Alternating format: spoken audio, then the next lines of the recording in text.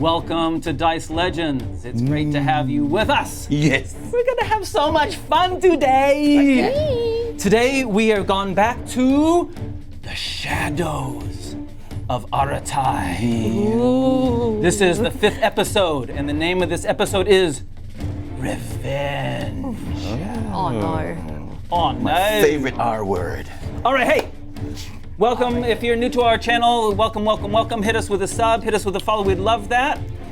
If you're not new to our channel, welcome back. Thanks to all our subscribers, thanks to all our followers, thanks to all of our patrons. Without our patrons, our channel wouldn't exist. Without our subscribers, our channel wouldn't exist. We really appreciate all the support you give us. Just one other thing I want to mention is we got beautiful cast members. Go, Reylene! Hi everyone, I'm Reylene, and today I will be playing now a level 3 monk half-elf named Dahlia Zenok.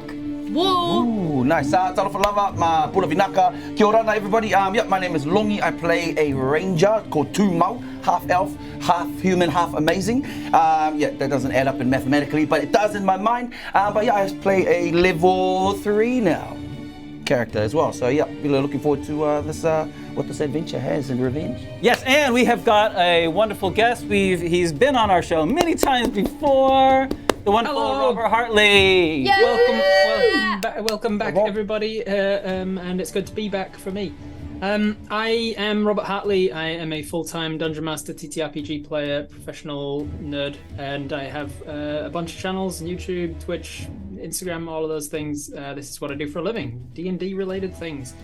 Robert Hartley GM on all of the platforms if you want to look me up any places.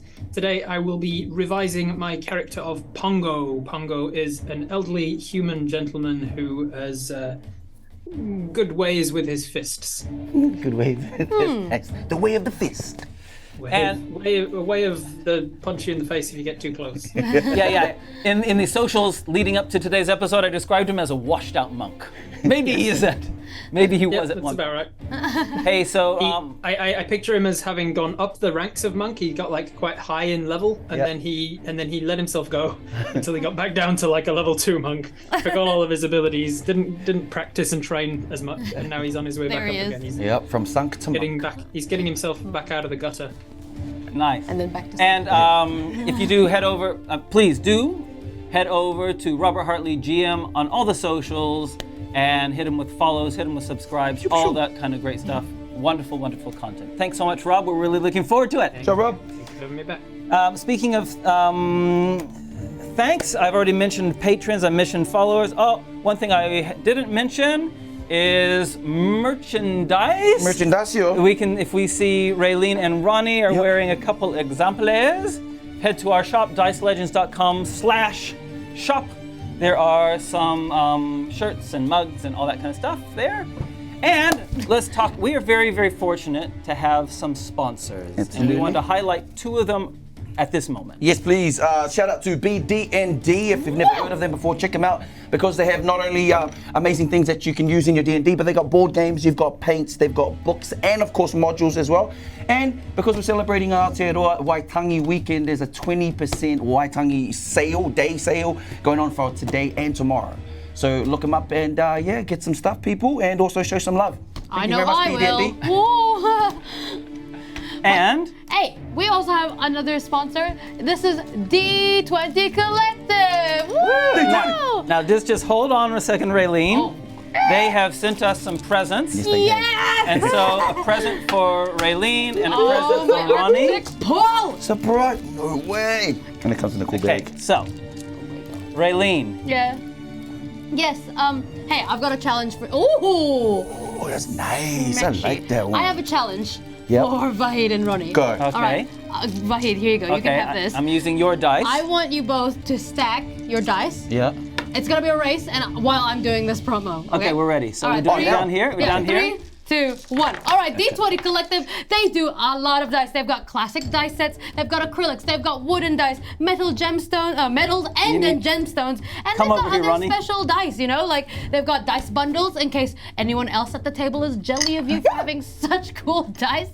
Come on, Ronnie. And every Thursday, guess what? They change up what special dice they've got on sale. Tell me more. It's like as low as $5. So $5. get amongst it. How are you guys going? going over there? I'm going really well. Oh my Leaning. gosh.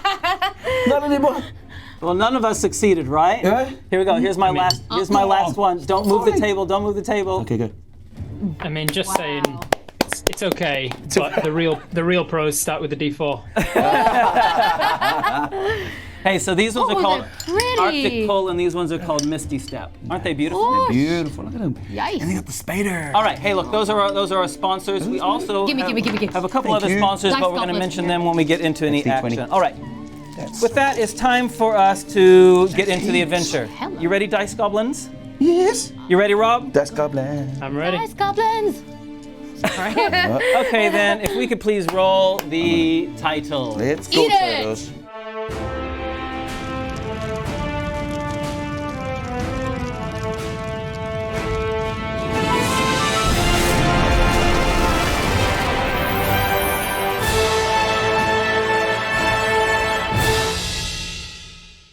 Ooh, okay. Before we go into the episode today, we need to recap to find out where we are. So this isn't a normal recap, but I will set the scene. So please, someone count me in for the recap music. All right, I'll do it in Tagalog. Ready? Ready? Isa. Isa. Dalawa. Dalawa. Tatlo. Taklo. It has been 4 weeks since we last met Tumau and Dahlia. Dahlia is missing an eye Ow. after saving her father from her enraged sister on the docks of Aratai. That's right. They handed a baby owlbear named Yugi at the successful completion of their mission to a sailor who said, "Your blood is going to make me a lot of money," casting serious doubts into both Tumau's and Dahlia's minds about their right intentions. Meanwhile, in the last 4 weeks, a boat has arrived with a golden-skinned man named Tila, who's taken over the city.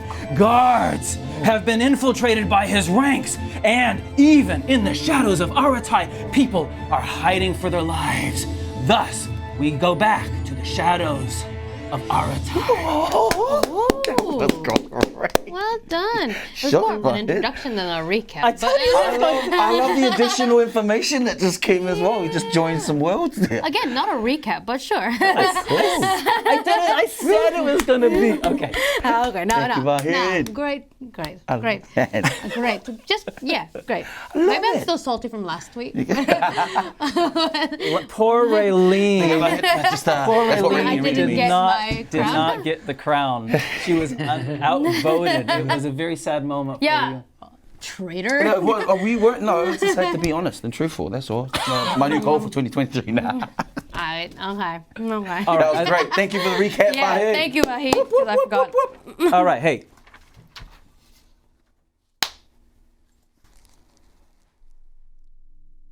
We start our story today Okay.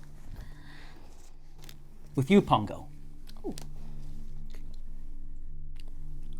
So, Pongo, you have been summoned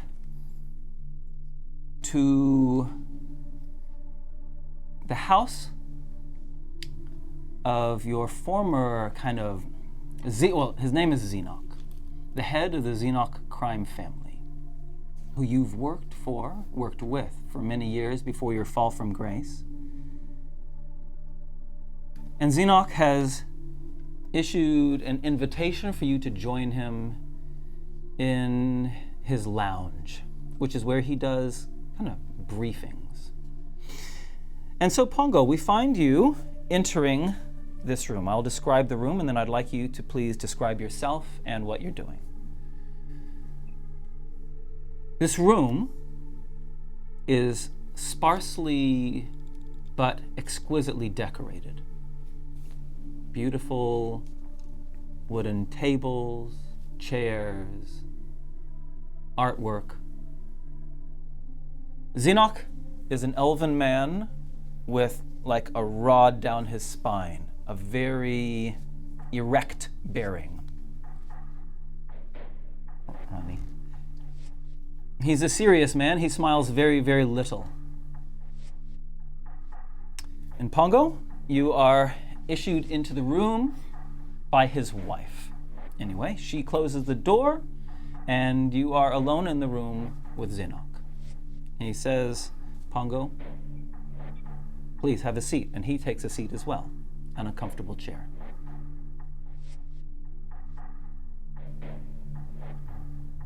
I do so. Take a seat. You see Pongo is dressed as we saw him before. He's got his long sort of tatty-looking trench coat on, his stained undershirt, his pants that have got rips in the knees, and his regular sort of halfway up the calf boots. He's got his hand wrap on as normal, and he's using his cane, which he places off to the side as he walks in, because he doesn't want to ever have...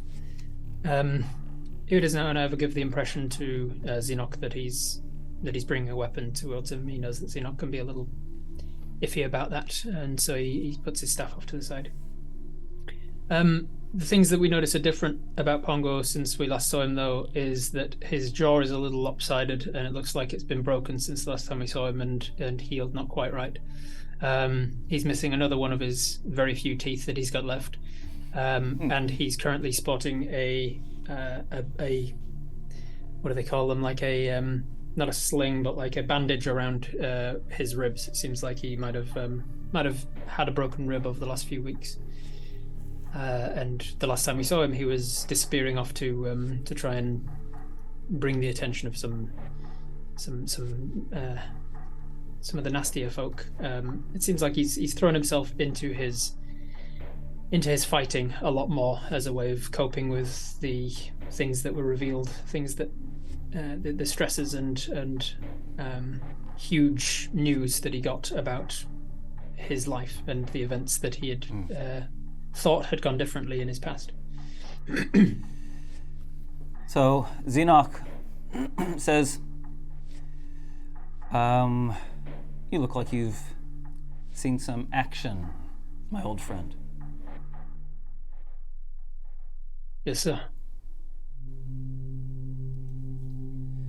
Well, I have a task I would like you to do for me. Ever since the docks, I have been... Let me start by saying again how appreciative I am of the service that you rendered me and my family that night a month ago. You weren't at the docks when my daughter Reika, who, we had all thought dead when she attacked me. And it is clear that she has been working with the Greyfall crime family. I still don't know her motivations, why she would betray her family in that way, but she had. I want revenge on the Greyfall family. But before doing that, I need to know some more information about the coming and goings on their estate. You're someone who not only can hide in the shadows, but can hide in plain sight and is often overlooked. I wonder if you would spend a number of days observing their estate to see any patterns, so I can then plan what to do, how to get revenge. I'll pay you well, of course. What say you? I am honored that you would think of me for this, sir. I will raise the concern that Reika knew me very well, and there's a chance that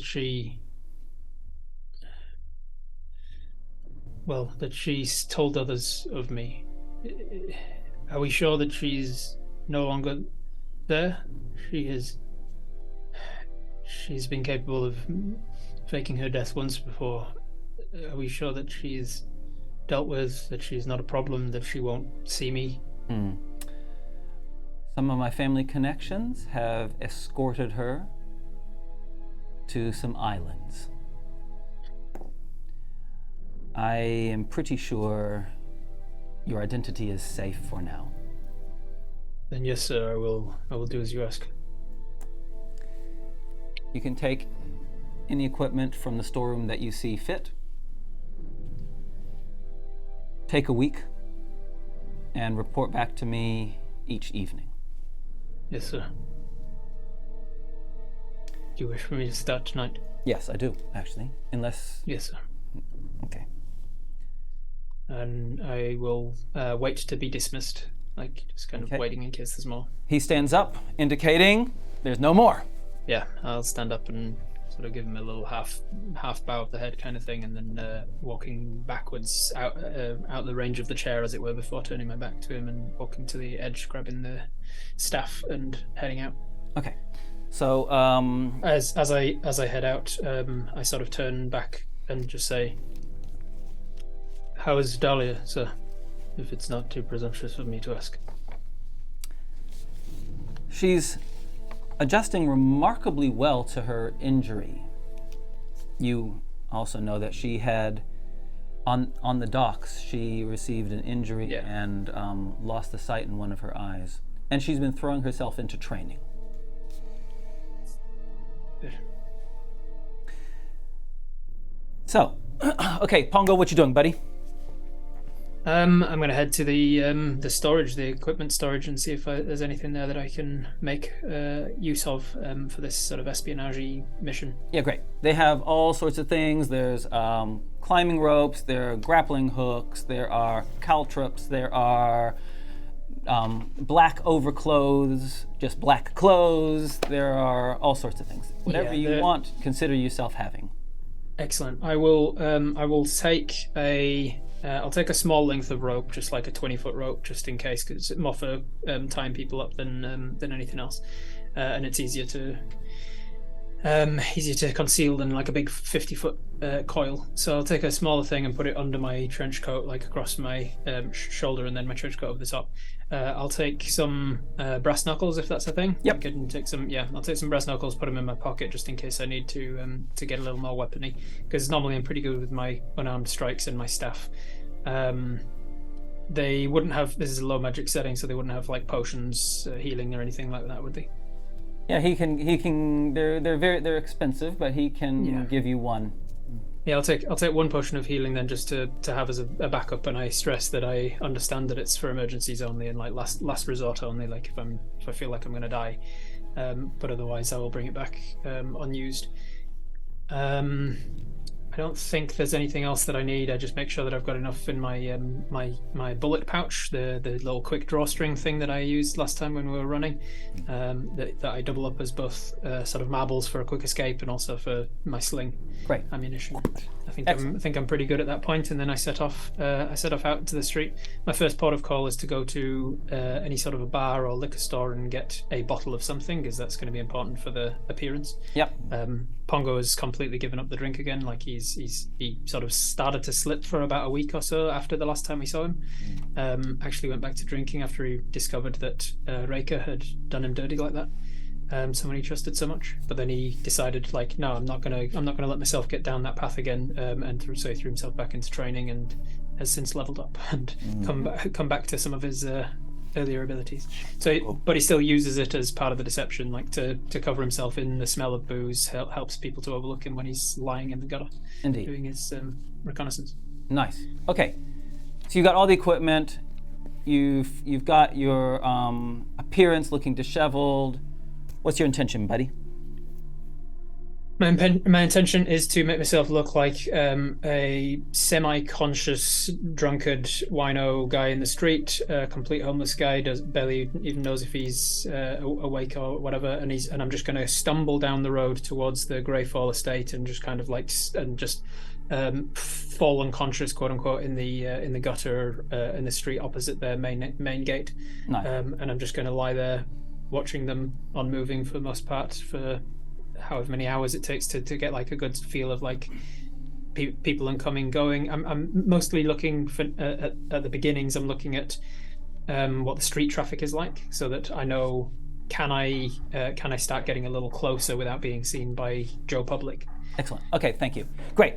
I would like you to choose either an investigation roll or a perception roll. It's up to you, whatever you can choose. I don't mind whichever one. And remember, we've got, because of these, the inspirations, we've got 11 community inspirations. So guys, don't be afraid to and use the them. inspiration is like after the fact you can say reroll it. Is that the idea? Yeah. Like give myself advantage essentially? Yep, exactly. Cool. I will choose one of them then to reroll with advantage, and that's a 13 perception check. 13, okay. Hey, so look, 13. Hey, the first night passes with, let me describe the estate. It's completely walled off. High walls, and they have guards out front gates, and a patrol that goes around. It's like a little mini urban fortress, basically. From the street, you can see the multi-storied building inside the estate walls. Yeah. It's tall, and you can also see that when the gates open to admit a carriage at one point, you can also see that inside the estate walls it's clearly a newly constructed, smaller stone building that's not connected to the main house. Right. In the evening, that evening, there are people that come and go, but I'm actually going to fast forward. Mm-hmm. The next few days pass in this way, with you being a scout and observing, and I'd just like you to make a stealth roll, please, to see how well you hide into, can avoid detection. So I'm proficient in stealth, got a +5, so 25 with a nat 20. Okay. Ooh. Is that good? Is that good? That's pretty good. That's all right. Yeah.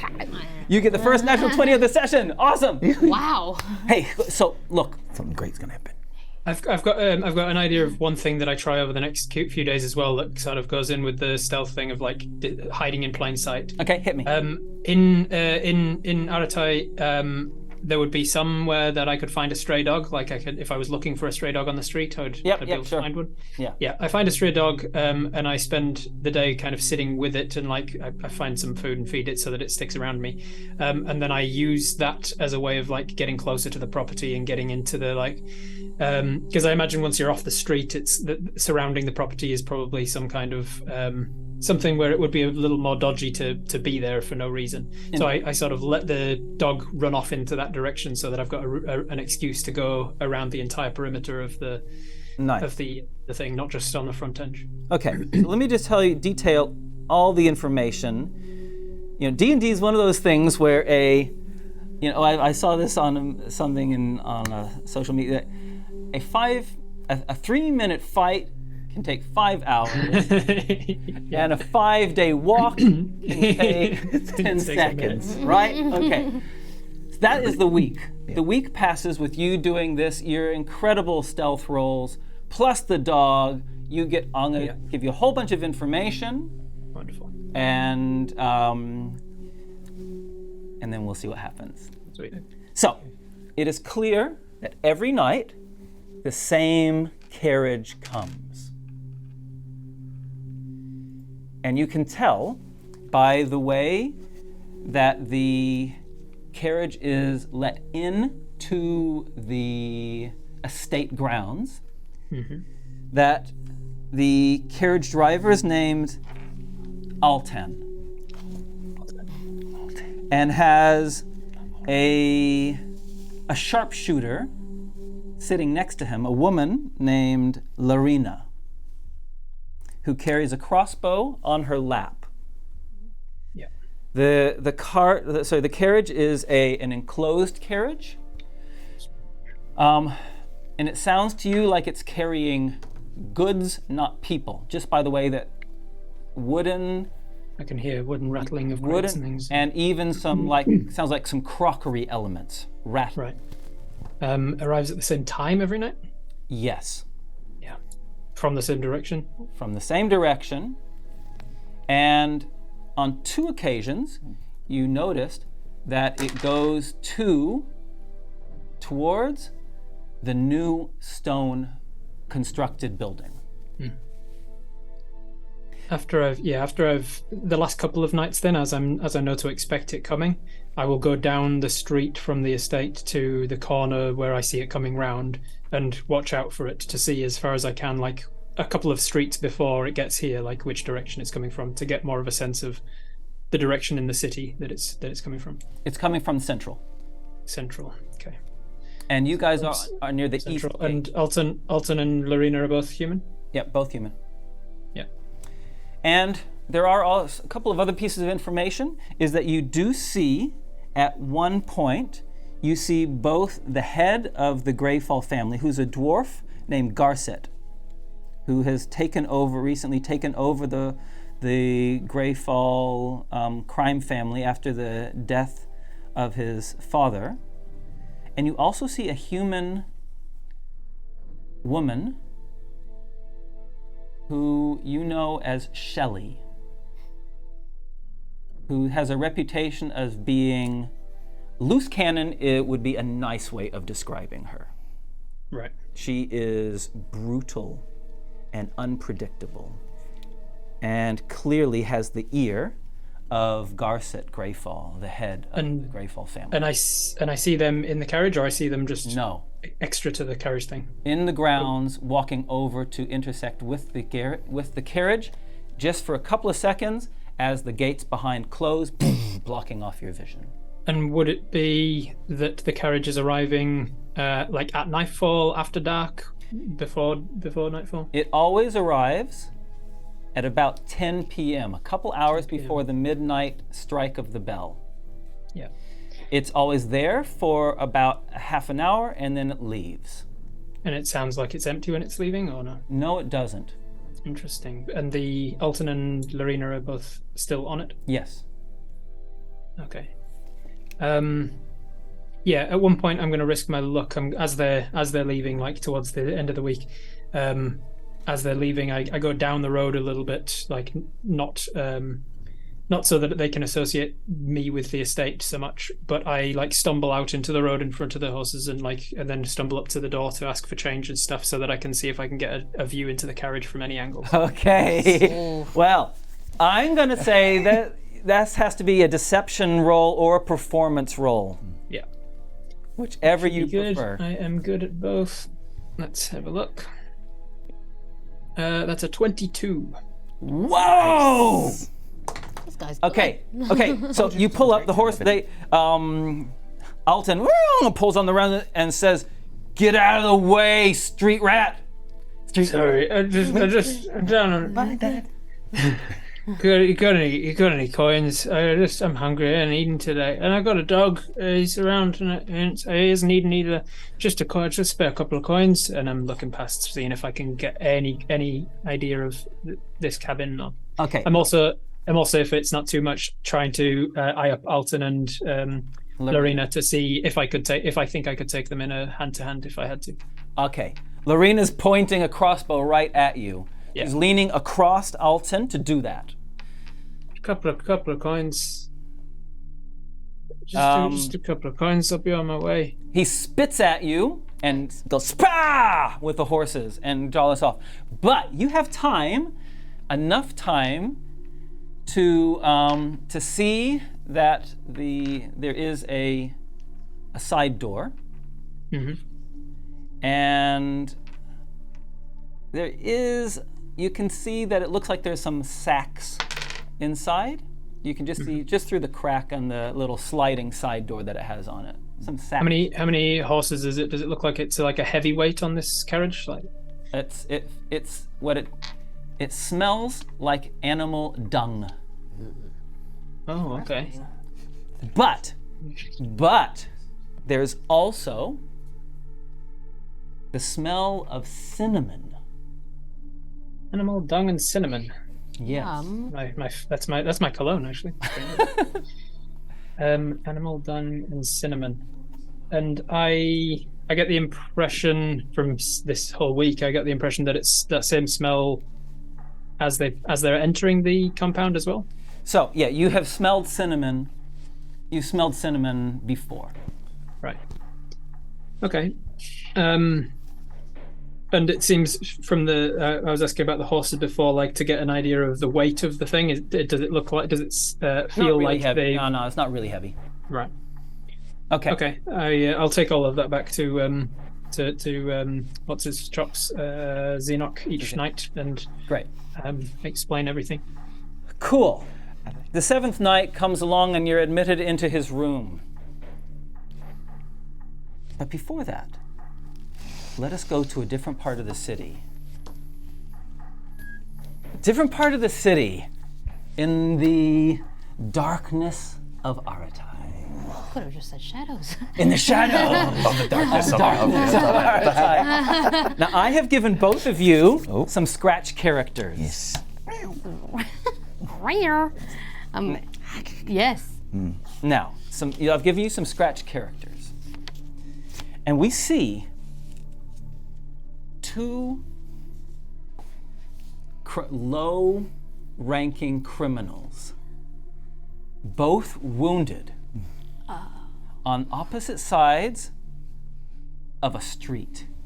Okay? In the central part of the city. And the snitch doctor is there. Some lore. The snitch doctor works for the local Temple of Medora in the Stern Ward. There is a truce. All the gangs in the city have a truce that the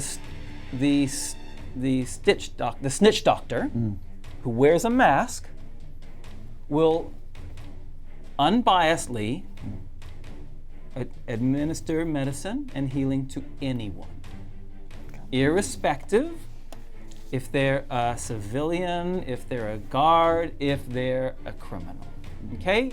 They see themselves in their mercy mission to heal all. Okay? Ooh. And so we see the snitch doctor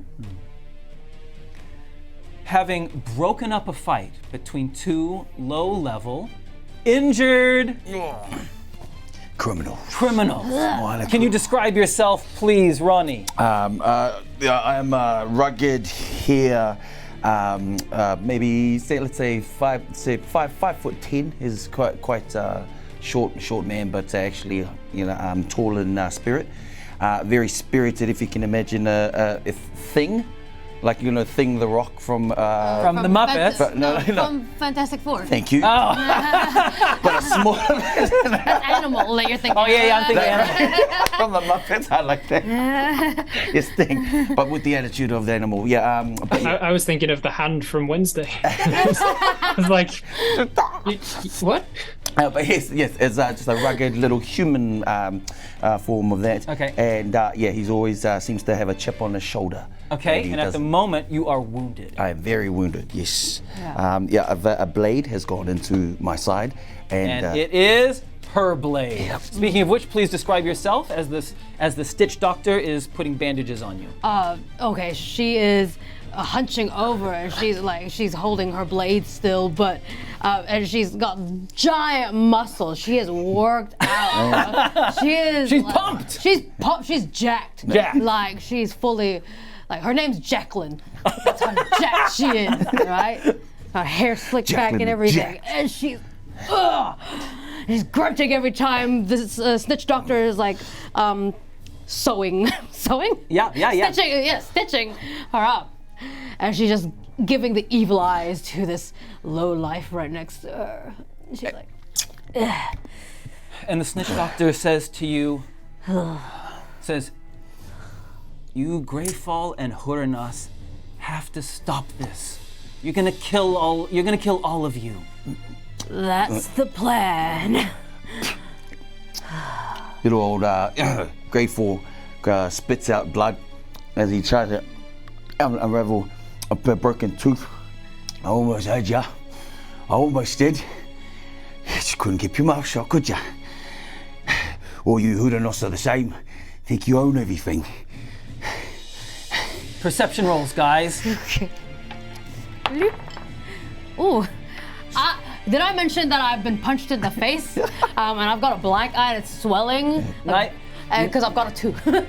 Neither of you see someone detach themselves from the shadow. Walk over, and then, Ronnie, you see someone that you recognize. Someone that works for Greyfall is Shelly. Shelly. And the Huranas criminal right in front of you can't see.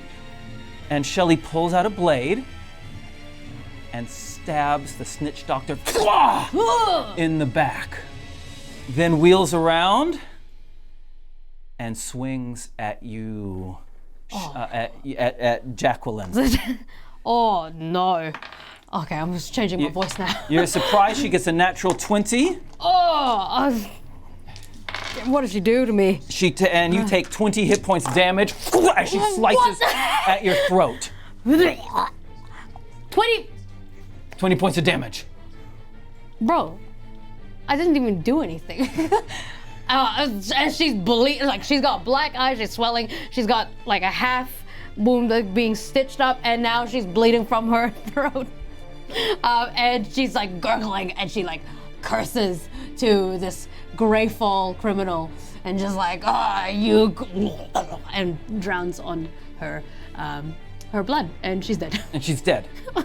The grateful gentleman known as Mattia now looks at the blood and just, it was silent throughout, but the minute he saw Shelly, his skin just like stood up, and he's trying to conjure up a thought to try and get out of this, but he knows there is no way that he could actually negotiate or talk any sense with Shelly, and he just kind of stumbling over his words. He's like, he started it. She started it. She started it. She comes out, she. I was coming to the doctor. I'm really sorry. She picks up a blade and throws it at you. Gets a 19. As he sees these blades and you take 11 hit points damage. 11. Yeah. Pretty much, yeah. And as he sees these blades penetrate his body, one embedded straight into where his heart was, and he could just feel it, life leaving him, and then he just collapses. And And he said, and she says, "That's what you get for being a troublemaker." I was starting to like Jacqueline. You liked her for all of 10 seconds. Yeah, I was looking forward to fleshing her out, but I guess not. Maybe we have a backstory. And then, and our scene moves back to Xenoc's room. Back to Xenoc's room. Pongo, you enter the room. Yeah? And sitting in the room already are... I was telling you about my friend Jacqueline and how it's her birthday coming up, and how I'm really excited to be celebrating, because she's been going through some real tough times. Oh no, Jacqueline! But so I've got this surprise plan for her. It's gonna be great. Hey, so Dahlia and Tumau are already in their Pongo when you arrive. Okay. I look at them. I think Dahlia and I have kind of crossed paths a couple times in the training rooms over the last few weeks, but I think I've been too embarrassed about everything how it all happened, that he's not been. I don't think he's approached or talked to her at all. So it's a little awkward to be in the room now. Okay, thank you. Dahlia, Tumau? Dahlia is sitting as just waiting to see why she's been called in here.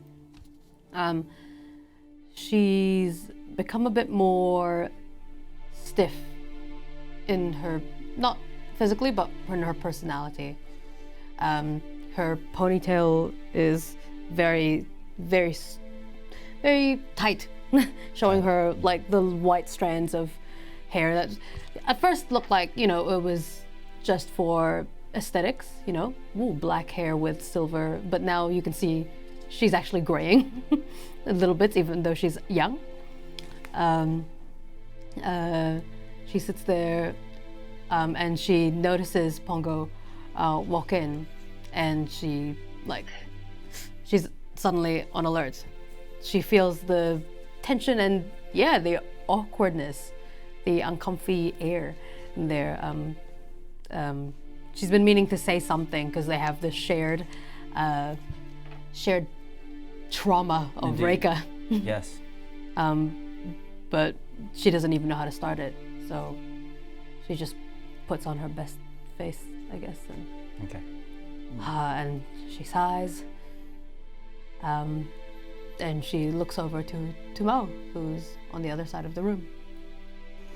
Yeah, Tumau's just kind of leaning up against the wall, deep in thought, trying to run through the scenario of what just transpired within the last 24 hours. And then he doesn't want to say a thing. There's a lot going on in his mind. And out of the corner of his eye, just before he kind of drifts off into another thought about things, he sees this old man with partially missing teeth walk in. And he recognizes him, but he looks a lot more disheveled than last time. But he keeps quiet, and he's also wondering what is this now? He keeps quiet. Seeing Pongo walk in, and it's been a few seconds, Dahlia looks around, looks towards Xenok is in the room, right? Looks towards her father, and just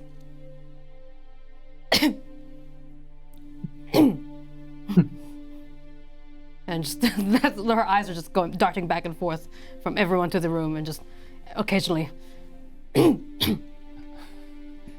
Yes. Is there something you wish to say?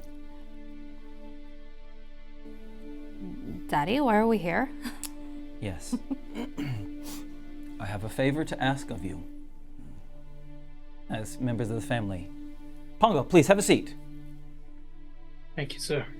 Hey. Put my staff up against the back wall and sit down. Not last night. A handful of hours ago, I received a message. Came in that the snitch doctor has been attacked by the Greyfall family. The snitch doctor survived and has reported it. We have a common understanding among all the families that any family that breaks the truce because it hurts all of us has instant retribution. All the families will be converging on their estate and assaulting it tonight on the midnight bell of the guard house. But including me and our family. But Pongo has been spending the last week finding information because I want revenge on them personally first. And Pongo has shared some information that I would like us to pursue before that assault happens. And I'm turning to family members to do it because I can trust you to keep your mouths shut. Are you sure of that, Tumau? Is there any other way we can avoid? There will be no violence involved. This is why I'm asking you to do this. Let me explain. Pongo has seen, I'll ask you to share your findings in a second, Pongo. The Greyfall family has done a huge injury to our family. There must be some justice. There must be some revenge. I know, Tumau, that you would not want to be involved in any violence. Pongo has discovered that there is a new building. And Pongo can describe what he's found in a moment. I want you to get into that building, which clearly has some importance, take whatever valuables you can find in there, and torch the place. Dahlia, a smirk appears on Dahlia's face, hearing that they have to take something again. And she looks over to Tumau because she knows that he's got something against stealing. And she's just looking to see if she can poke fun, to see the discomfort in his face. Do we have to torch the place? Can't we just take what is needed and then... What are you? You don't have... Yeah, sorry, you were saying? No, Daddy, it's all right. I just was asking if it was a chicken. Tumau, you don't have to torch the place. Okay.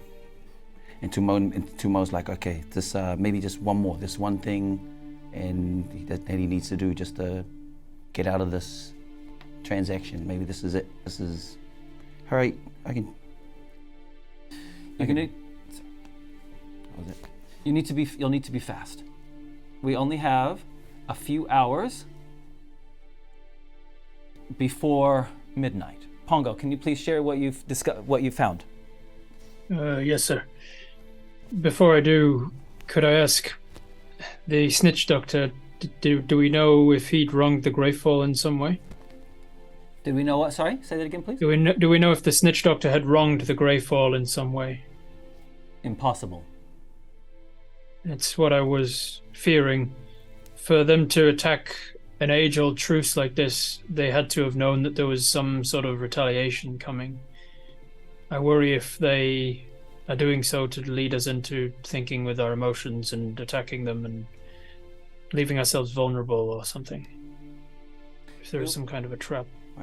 We will certainly make sure that we keep our own home here and the Xenoc family is protected. Good. So, over the last week, I've been studying the Greyfall estate. And then I'll exposition a bunch of this stuff about what I've seen in the new building, the carriage that came and goes. Alton and Lorena, very dangerous and very aggressive, quick to hostilities, can handle themselves in a fight. All the rest of it, they're transporting animal dung for some reason, or using that to mask the scent of the spices that they're smuggling in some way. Is there like a smuggling? Like, is there a trade? Would Pongo have, based on having actually lived in this city that Robert hasn't? Would there be a particular black market for spices, like exotic spices or anything? Well, has he got suspicions about what it could have been? Sure. Why don't you make some kind of intelligence roll? And you've had time to think about this, so you can make it at advantage. Woo! Thank you. Intelligence. Let me go with 4 or 14. So the 14 minus 1 intelligence, and I don't think I'm good in any of the intelligence things. So just 13. Yeah. Yes. Like all things, there's black markets for things. Mm-hmm. Indeed. Yep. Spices. For sure. There is a well-known spice, herbs and spices dealer who brings things in, expensive stuff like saffron. I think Pongo has he's going down that route. He thinks that's probably what they're doing. They're smuggling spices and they're using animal dung to cover it. Excellent, thank you. Well, it matches up with your small following of where the carriage went, because this emporium of herbs and spices is in Central. Right. Cool. Okay. So the one way Pongo thinks to do it as well is that if they can be, after torching the place, if they can do so around 10, then they might be able to torture an entire carriage full of spices as well, which would be an extra hit to them as well. Or steal the spices if we can, but if not, we can torture it. So Xenoc says, how are you planning on getting in? In my route around the area when I was doing my my stray dog thing. Any chance that I saw any overhanging trees? Or... Nope. No trees onto the property. No other entrances that I could see. Nope. I offer that there is a way in for us to actually commandeer the carriage before it goes in. Then the gate staff that I saw opening and closing the gate. What would it have been? Was it automated or was it like a single person, Manual. 3 people? It was manual. Manual, and it's how many people? 2 guards on the doors, guards. and then a rotating. And did they usually check the carriage over as it entered? Nope. Nope. All right. So I suggest that that's the most obvious way, and then we take control of the carriage in some way. Okay. I suggest that the hardest option, but the best for us would be to somehow take, to get onto the carriage without Alton and Lyrina knowing, so that they can act normal and won't rouse suspicion. Failing that, the next thing would be to use some kind of magic to charm them, but being a low magic setting, Pongo wouldn't have the first idea of how to do that. He would have just heard of magic being used to manipulate people in ways. Indeed. If Xenoc has no contacts that could do any sort of charming for us on our behalf, then the next thing would be to try and bribe them or threaten them to get us on board, to disguise ourselves as them, but that's much further down the line of like things that would actually work. Okay. Tumau, Dahlia, anything to add really quickly before Xenoc gives some instructions? No, not yet. I'm just Tumau's trying to think, is it possible to even hide underneath the carriage and hold? Would it be possible to see how we can actually go in there? And maybe, okay. If one of us can sneak in and stay there until a later time, and then you can open up, I don't know, the gate. Yeah. Okay, thank you. Dahlia? Sewers? Sorry. Sewers is the sewage system underground? Nothing? Yeah, there are sewers, of course, but... there would be sewers, and it would be connected to the Greyfall Estate? There are sewers connected to the Great Fall Estate, but Scout them. You could scout them, but they'll be guarded as well. Yeah. Dahlia, thoughts? Dahlia has been training harder in stealth and going undetected, and so she is fully game for this plan. She, even though she hasn't had a conversation with Pongo yet, she just looks and listens to his plan, and she sees some sense into, and she likes the idea of like hiding underneath the carriage. And she just gives an approving nod towards him.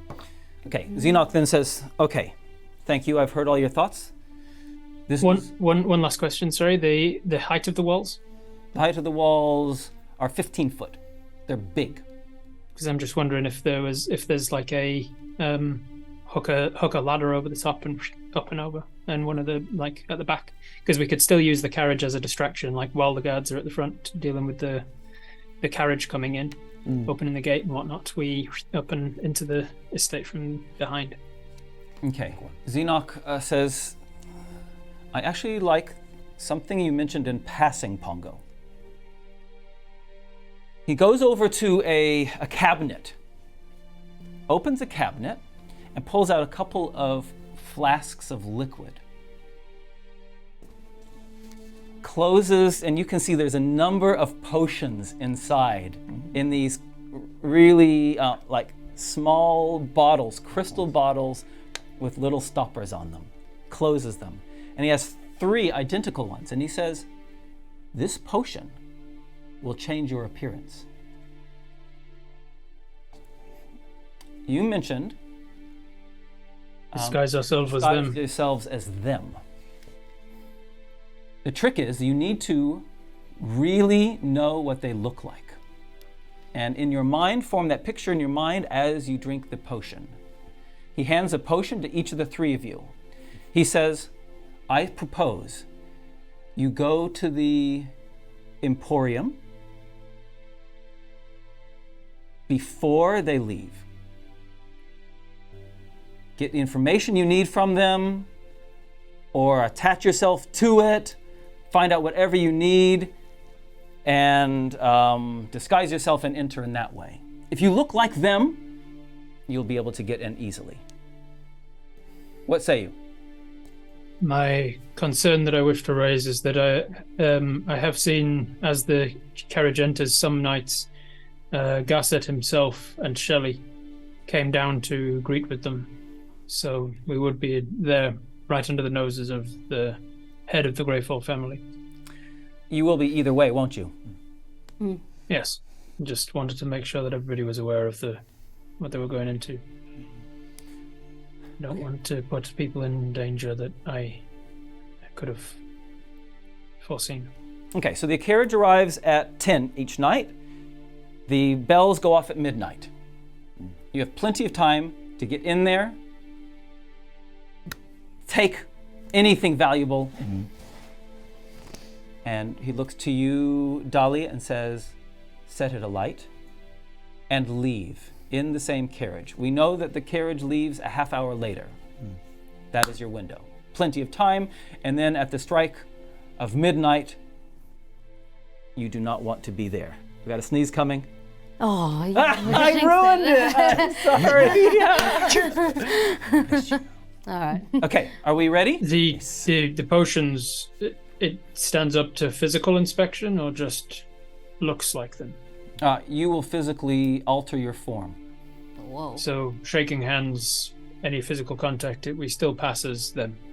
You will still pass as them, but their mannerisms. So if they have a limp, you're going to need to... We will need to affectations, Yes. yeah.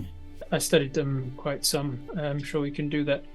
The potion lasts indefinitely? No, it does not.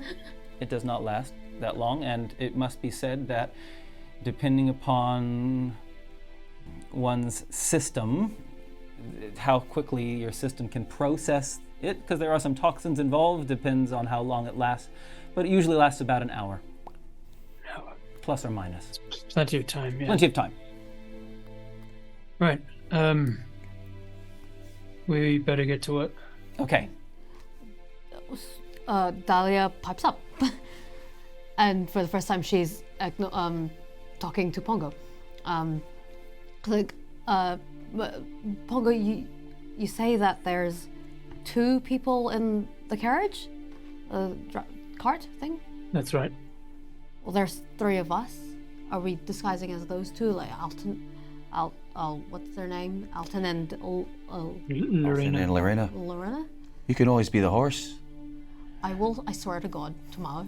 Anyway, I just thought the third was the horse. But, Oh, it's all right. Well, you know what? I think you two can do the disguising, and I think I can sort myself out. I can hide underneath.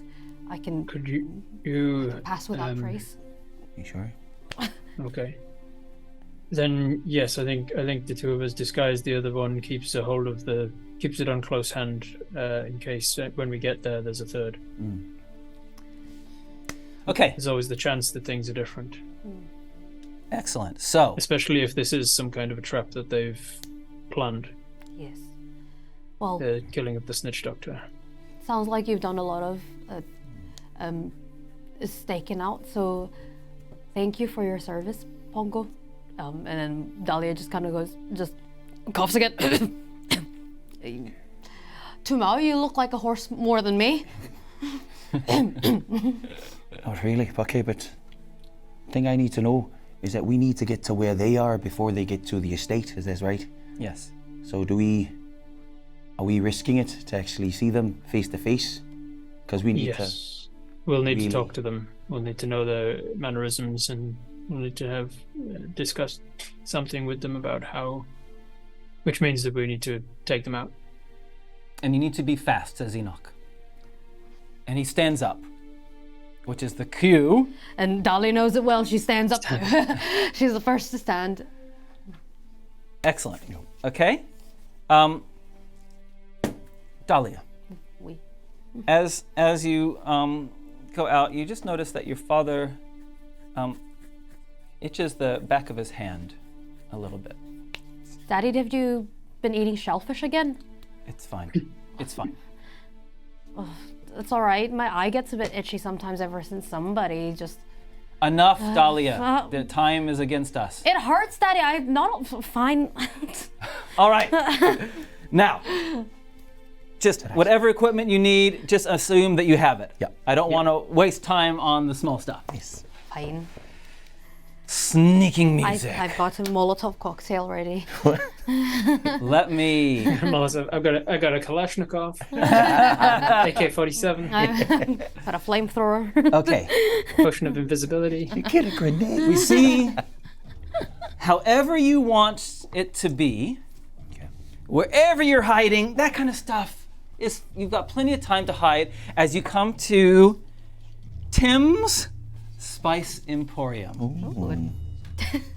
Tim's Spice Emporium. Tim's Spice Emporium. No relation to Tom's Emporium here in Christchurch. No. Cousin Tim and Tom. It is a stone building. On the front of the building there is a main door to enter, and there is also a carriage door. The time is, it's evening, it has gone dark, but it is not, you've got enough time to do this and get there. Cool. There is a rear door as well. Where did I just put all the doors? Here they are. There's a rear door as well. Got you. There is. Is this path outside or inside? This is the inside of the building. Okay. This is the inside of the building here, and main door, carriage door, rear door. Okay. There are lights inside, indicating that there is some activity happening inside.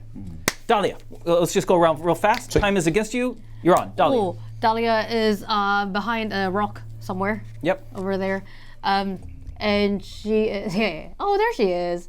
And she is keeping, she's on lookout. Okay, look out. Tumau. on a tree, Tumau actually. is as quiet as night, as what you call it, as sneaky as a panther, and he's trying to look for a vantage point of getting on top of the roof and trying to see if he can find a way. Okay, thank you. Great. Athletics roll to see how you get on. Yes. Pongo, what you doing, buddy? I'm acting as lookout for guards in the town guard and whatnot. I'm stretching in an alleyway nearby, a vantage point over the whole area. Thank you. Yep. What'd you get? Tumau's just using it as inspiration, just to re-roll. Using one of the communities for. Because 2 didn't do it. How about a natural 1? Ah, my goodness. That's the other direction. You need to go the upwards. Insane, Ronnie. Oh, it was at disadvantage as well because of my first roll. Oh yeah, you were supposed to do this. Ah, wow. Hey, okay, so here's what happens. Pongo, Suck. Pongo and Dahlia. Yeah. Perception rolls, please. Oh, with my Dahlia dice. Here we go. 18. Very good. 11. Yeah, Hey, she's Pongo. looking out. Pongo, She you're got looking one out eye, but she can see everything. for guards. The coast is clear, Pongo. Dahlia. Mm-hmm. There are 3 people inside. You can also hear horses, impatient. Horses. Then, Tumau, you climb up, right? Try to climb up. And as you climb up the side, you get to the top, right? And one of the a tile falls off, and you go clattering down, smash, making a huge noise. Dahlia, everyone inside has been alerted, and you can see all of their heads looking at each other. Someone nods. Okay, what are you doing, Dahlia? Dahlia says,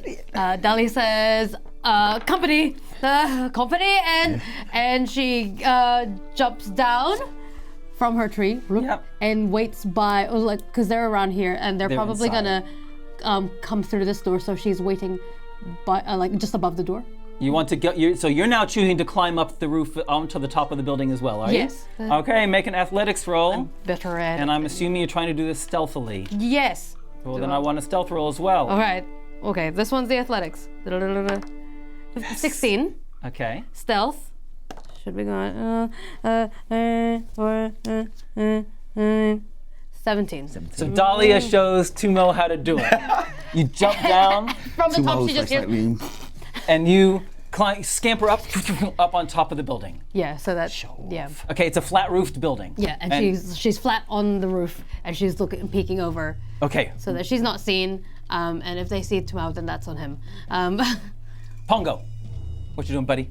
Pongo, quick as a flash, grabs his staff, rushes over to a nearby awning from a shop, and just whacks out the stick, like docking it down, and then he grabs a crate and deliberately falls himself to the ground.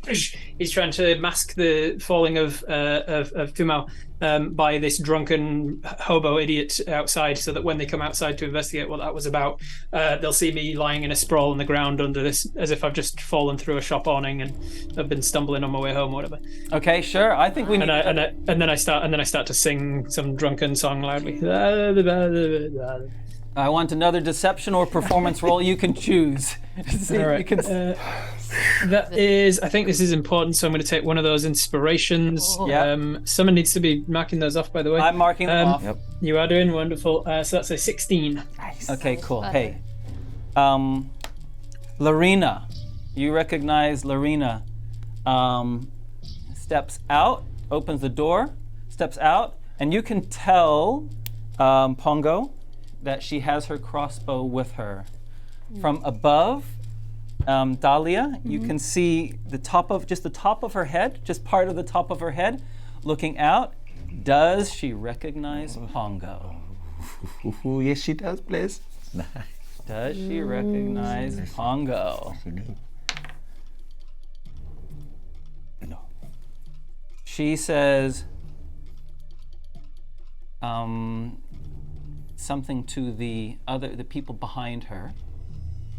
Pongo, you don't hear. Tumau from the side of the building, and Dahlia from the top.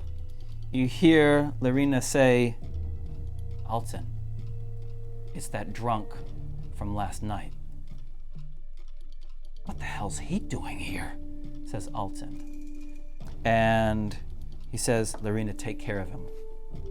And you can hear the sound of the crossbow string being stretched from behind. I'm slowly getting myself to my feet with my staff. "Oh, watch it, mate," I say to nobody. Nobody's there, but I'm saying it as if I've been pushed. Hey, watch it. Dahlia wants to take out a dart, and she likes to fashion it with like sleeping potions at the end, like a sleepy like. You think you have a sleepy potion, you think? That's stretching it too far. Sorry, You Mike. said anything. Any mundane things. Fine. All right. Well, she gets her dart anyway, and she to Alton, who's So to Lorena. You Lorena. can't see Lorena. Alton. Alton is still inside. Oh, actually, yeah. So far, the only person that's come out is Lorena a little bit. She's opened the door a crack, is looking out, and she's going.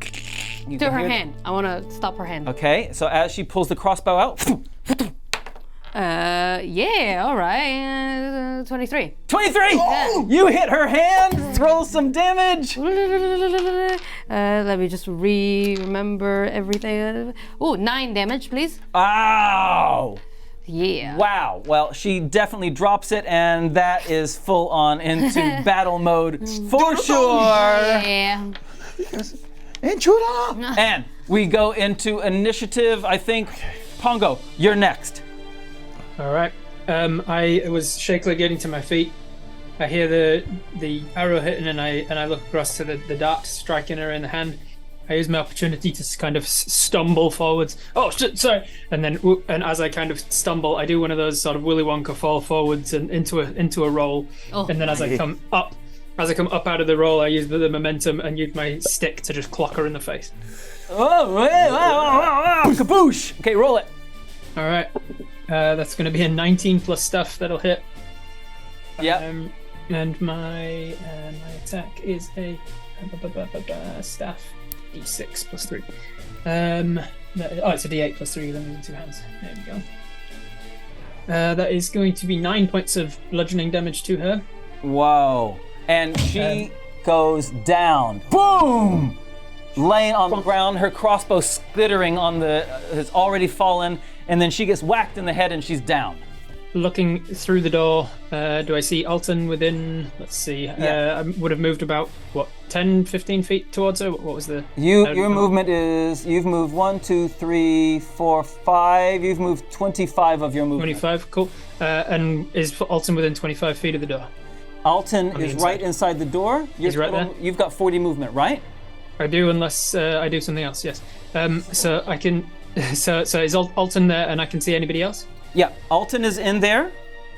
And how many others? And one other, but you can only see the shadow of the other person. Okay, cool. I step into the door first. All right, with another of my movement or two. Good. Now, if we just pause, let me just show you what the room is. You are now in a spice merchant's shop. Oh. Can you guys help me by putting? Love that mini, by the way.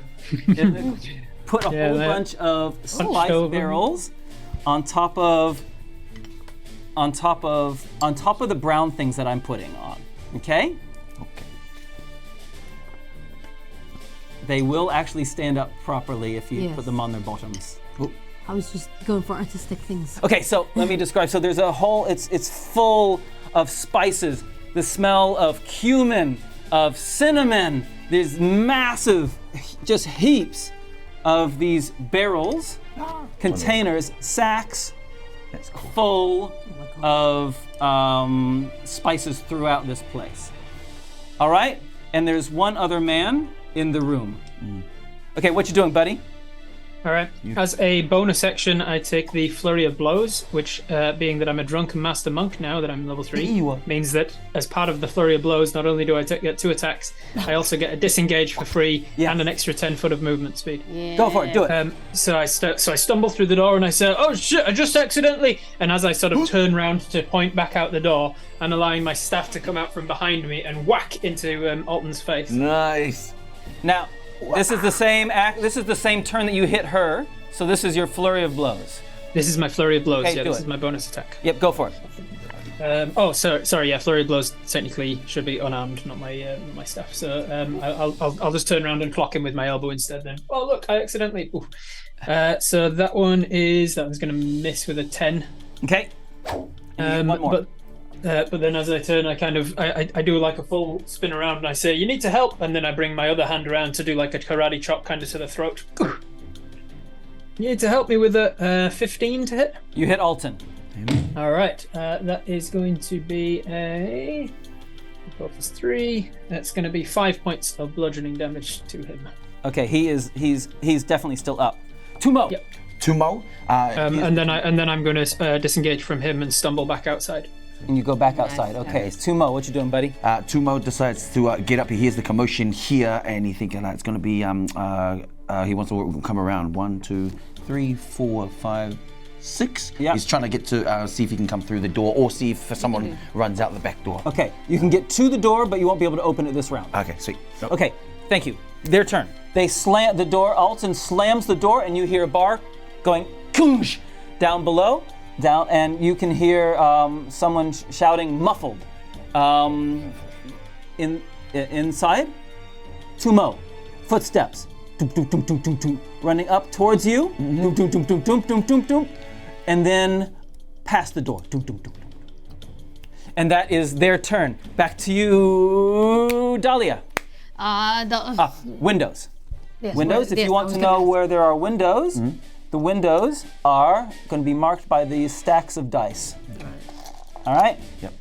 So Pongo is right in front of a window, and there's another window there. And like most places here in Aratai, they don't use glass windows, they have latticed windows. But these lattices are metal. Metal, and how big are they? The window is like, and the lattices are, you're not going to break them, basically, unless you do massive damage. Dang it. All right. Well, so there's none here. Okay. So Dahlia runs over here. She takes out another dart, and she's trying to aim it towards. Through the lattice. Dalton, go for it. That's not gonna hit. But she's gonna use a flurry of. Oh no, I can't do that. Can't use the flurry of blows. Well, that's not gonna hit. And so she takes. She as a bonus action, she's gonna use a key point to dash. Where you want to go?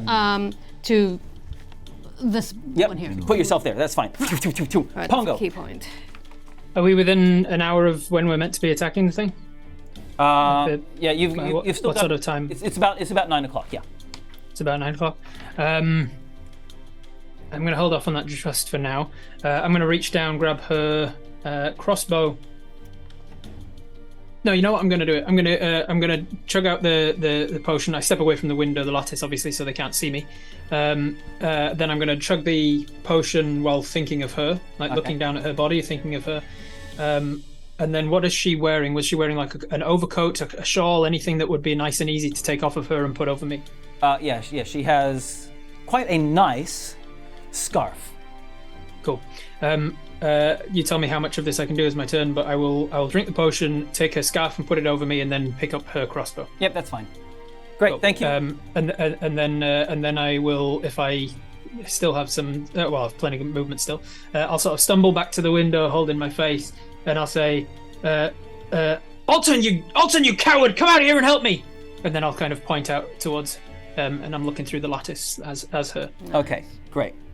And I'm sort of holding my face, and then I'm going to turn my back and put, as if I'm going to take a shot off with the crossbow. I understand completely. Towards like a fleeing person. That sounds like another deception roll.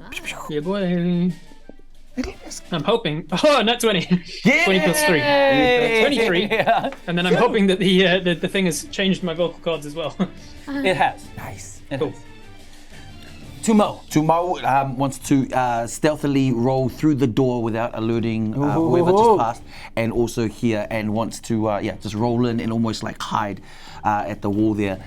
He kind of wants to figure out who just went past, but also wants to see who he can get to the first or the fastest. Okay. So he can do the whole chameleon thing. Yep. Okay, so yes. So he opens up. Yep. Is that door openable? Or is it, I'm going to say there is a good chance that it is unlocked. Okay. So I shall. Yep, it is unlocked. Cool. It is unlocked. Okay, so Thank you, let's Mo. do a stealth roll then, buddy. Yes, please. Come on. 10. Yes, it's something. Stealth plus 5. 15. 15, pretty good. Move yourself into the room wherever you want to be, and I'll just see if Alton and the other person's 1, 2, passive perception. Literally just here. It's just a wall, right? Yeah. Yeah. He Hey, just wants to crouch down. and you are unseen. Nice. As you went past, there was a man is running over to and fumbling with some keys for another door. Another door here. Okay. Where are my doors gone? Right next to that underneath your. I'm putting them in stupid places. And he's fumbling with keys for another door. Okay. Yeah. Okay. Is Alton within sight, or is he already? He's in sight. There's all these things. He hasn't gone out yet. Okay, but he's definitely like been distracted by. He's looking out the By latticed Pongo? window next to Pongo. Okay, and am I allowed to take an action? You do it. Okay, sweet. Lorna just wants to. Tumau is more intrigued by this guy, where he's going. He wants to come up right behind him and almost just kind of grab the back of the end of his sword and just like thump him over the head. Okay, do it. So far. Am I allowed to use another inspiration? Yeah, go okay, for it. inspiration. Come on. Okay, that's a bit better. 9 plus what should I add to that? Is that Your proficiency plus your strength modifier. plus 5, 9 plus 5, 14. You smack him in the back of the head. Okay, sweet. Ooh, 1d6 that plus hurt. 3 damage. Oh, what's that? Oh, it's 6. It's 6. Ooh, 6 plus 3, 9 damage. Well, he's just an ordinary civilian kind of guy. So you hit him, boom, boom, and he goes kaplunk and falls down with a thumping noise. Nice. And then Tumau is going to grab the keys. And as your little bonus action, you grab the keys. Yes. Okay. Now, Alton definitely heard that. Okay. And Alton says, Tim! Runs over, boom, boom, grabs a container of something full of red powder, Oh no. runs over to you and throws the powder whoosh, in your face. As this chili powder gets all through your skin, in your breathing, you breathe it into your eyes. Roll a Constitution saving Come throw. on, Constitution. 7 plus. Your corner's this way. +1. That's an 8 in my eye. And my mouth, and that's not gonna be enough for me to. That's definitely not going to be enough. That's definitely not going to be enough. And he's like, Tumau is just like disorientated. He can feel the back of his eyeballs slowly singe and burn, and then he can Yikes. feel it every time he took a breath in, and he just feels this fire in the back of his throat, and he can't get rid of it. And he is blind. He is like reaching for something. Exactly. You are blinded. Oh my You're God. blinded. Every action is at disadvantage. It's bad enough. It burns your lungs enough. You take 3 hit points damage even. Oh, he deserves that. Should have went for the big guy first. Next up, Dahlia, what you doing? Dahlia wants to see if this door is openable. Mm-hmm. They weren't expecting any problems, Yeah, so you so- open the door, I dash in. and Well, there's not dash. Not using the word dash. and there is a cart, except it's a closed cart Oh yeah. Sorry. with 2 horses. Yeah, they are. Yeah, with 2 horses tethered up, ready to go. Oh, that's a nice little camel. I know it's a camel. And it's cramped in there. They're unhappy. And you see Tumau in front of you, kind of and this cloud of red dust in the air. What you doing, Dahlia? Yikes. I jump into the carriage. No, it's a closed carriage. Oh, so it's like fully like. It's a closed carriage. Fully, okay. Yeah. Then It does I have a door on the side. I will open the door on that side. Okay, that's your action. You go over to the side And I see. and you go in, and inside there are a whole bunch of like jars. Actually, there's not very many jars yet.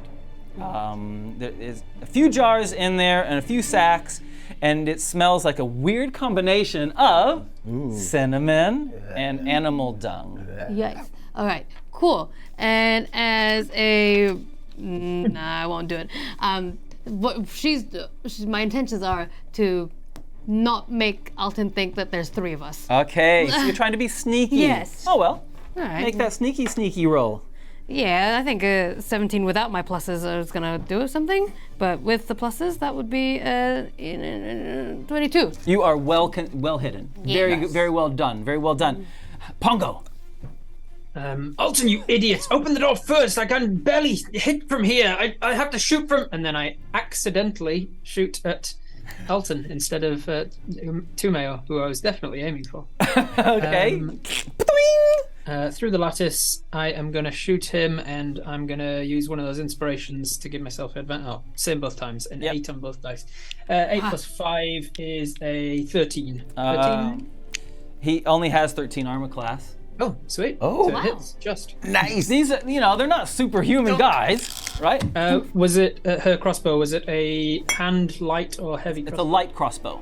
Light crossbow. Okay, so D8 plus my X. So that's 7 points of damage to him. And Dalton takes it in the back and falls over. And for what it's worth, I was trying to aim into his lower back. Something enough to take him out of the fight and completely stop him from whatever, but keep him someone he can talk to if necessary. Okay, he'd already taken a dart. I don't mind if he dies, but Dahlia, my intention was so- to keep him alive. The chance of getting information out of him is basically 0% Yeah. as he goes down. He did. Tumau's just like, you can just hear thinking, but he just can't think straight right now. He's just in pain. Okay, He's just in pain, just trying to find some sort of remedy. okay, you're trying to stumble around, Yeah, trying to stumbling find some remedy. And it, With with the rest of my movement, I'm going to drag the unconscious, what's her name, inside, just in case of onlookers. I don't want Okay, her so- being seen. You'll have to go around the way that Dahlia came in because Yeah, the yeah. front door is. And moments later, you're all inside the building. Okay? Tumau is now, he just remembered he had some good berries. And he's going to hope that's going to actually help alleviate. So he's just going to stumble, trying to find his pouch, and then he finds it, and just careful, getting out just a couple of berries, and then just, Each berry gives you 1 hit point back. Yo. It turns out that wasn't the pouch with your good berries. That was the pouch with your ghost. That was your ghost peppers. Hey, Why do I even keep those? it gives you 2 hit points back. Cool. It doesn't get rid of the burning sensation. No, I'm sorry, buddy. Dang. Okay, you're inside, and what you doing now? Dahlia senses that the coast is clear so that she can unstealth herself. Yeah, the coast is clear. She sees Tumau rolling around. Just trying to pour it like you found water. She's like, ha ha. What's wrong, Tumau? You look a little bit, I don't know. Just. As if I could see you, I really hit you right now. Oh, go on, try it. But and then Tumau kind of realized that without his sight, he can't see the guy. And then he kind of like, you do realize that you're going to be the one that has to look like him, right? And he just, as he's writhing in pain, because he's just, because the plan was that it was himself and Pongo that were going to be the takeover. But yeah. Oh. Dahlia looks around to see if there's water, and she spots the keys that are in Tumau's hands. And she takes it. All right. She takes the keys, still looking around for water, and she just connects the dots that the key probably goes into that door. Okay. She wants to try and Okay, lock it. thank you. So Stinging. So we have Dahlia opening the door. We have Tumau desperately trying to find trying to wash this stuff out of his eyes. And Pongo, what are you doing in there now? Bad, buddy. Investigating the contents of the carriage. Okay, you can. So go for it. Make your investigation roll. I think you're the only one that's doing a roll. I'll hear you roll first, and then I'll describe. Yeah, I'm distracted by the bleeding guy on the ground and and Tumau crashing into things. I got a nat 1 + 1, so Yeah. Okay. 2 investigation. You see nothing more than what I had already described to Dahlia, which is there are a couple containers in there, and it stinks like it smelled before. Dahlia. Dahlia's chuckling as she unlocks the door. Tumau, it's not so bad. I can live with one eye, and you can live without any eyes. It's fine. Dahlia, please, if I could see you with at least one eye, I would definitely show you exactly what I want to do to someone. If it helps, between all three of us, we have an average of one eye. She looks over at Pongo, who she was slowly like trying to, be on good terms with, and that just takes it all out. She's like, It looks like Lorena, who's sort of smirking in her. There's 2 Lorenas proud there. I'm like, And Tumau's just like, oh man, if I just want to find. I think he stumbles. He finds something. He wants to find something that's like a milk of some sort. Is there? I don't know. Just some sort of liquid. But I think in one of his desperate trying to reach out for something, he just splashed something that turned out to be more spices. It's just a chili sauce. Chili sauce. Yeah, nice. Nice. oh, Tumau, I know you're trying to, be like me, but like, for real, man. He wants that Tumau just grabs one of the spice butters, just throws it towards the direction of where he thinks Dahlia is. Dahlia ducks. Dong, dong, dong, splash. Dahlia uses deflect missiles, a monk ability, to catch it and throw it back. Throws it back. Throws it back. No, she'll just catch it. Nice. Dahlia. The door opens up to reveal a small room. It's only 10 feet by 15 feet room. And it's pretty smelly in here. It smells like kind of... Basically, it's a whole bunch of like piles of chopped up meat and stuff. Some of it looks like the kind of stuff that you like give to animals, dog food, or piles of chopped up meat, bones, offcuts. Can I tell what type of animal has this been chopped up? Or You can person? certainly give it a go. That I sounds like will. a nature roll to me. Nature? Nature? Yeah. Or medicine at a very big stretch. Medicine. I mean, I'll take it. Nah, no, I don't think an 8 will do. No, 9. A 9 will not do. She opens it, and the stench hits her nose, and she closes back, just instantly, and just shuts it. And she says, "Oh, do not go in there. It's so bad. Tumau, actually, I feel. Hey, come on over here. I feel like this room smells. Oh, you smell worse What's than this in there? room. Is there anything like I could pour into my eye? Oh yeah, in there? absolutely. And she holds her nose and she opens the door again and like gets a slab of meat, and then she gives it to Tumau. Tumau feels like It's wet. it's wet, and he doesn't care. He just like slaps it on his face, and is there another one? Is it? Yeah, Dahlia. The old poultice out of a steak poultice. Exactly. And I was just, and Tumau just feels the coolness of the meat just alleviate just a little bit of this other spice in his eyes. Dahlia's a little bit actually That's a little bit. disgusted by it. Not a little bit. She's like She is. She is disgusted. She is a harmless prank, but still, she didn't really think that it was gonna work. What? And it is somewhat relief. Okay, hey guys, so now you've got all three of the people. One is unconscious. 2 are dead. A room full of spices, another room full of chopped up meat. You got a carriage and some horses. And Pongo has already used his potion. Well, Dahlia looks around and she says, "Well, I think we need to start piling some of these jars into the cart." And she looks over at Pongo and raises an eyebrow, like, "Right?" and asking, like, "That's what it looks like they're doing." Can't hear you, Pongo. Sorry. Pongo has started doing that while you were messing with the rancid meat and stuff. He did a terrible investigation check, so I imagine it just looked like him just like opening it up and going, yeah, it's just animal dung. And so he didn't really investigate. So he's spending that time instead just loading on some of the spices that are nearby. He also wants to, if it looks like she's stirring at any point, he wants to make sure she's tied up before she does. So he's going to get the rope that he took before and just tie up Lorena's hands behind her back. Great. He's going to hog tie her, like tie her feet together, tie her hands together, and then tie them together. I understand completely. Consider it done. So Alton is gone.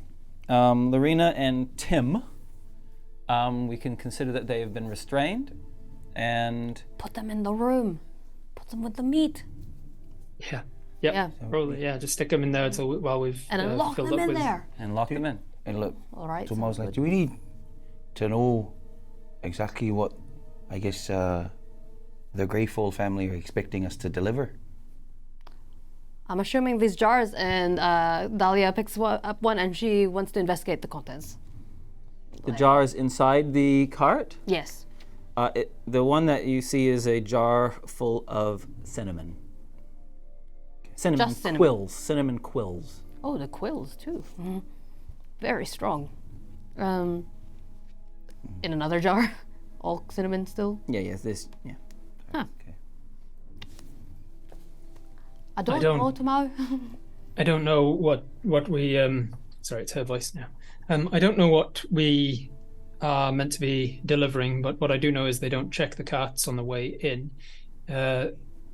If we do get investigated today, I didn't see every day that Gazet and Shelley would check, but occasionally they would.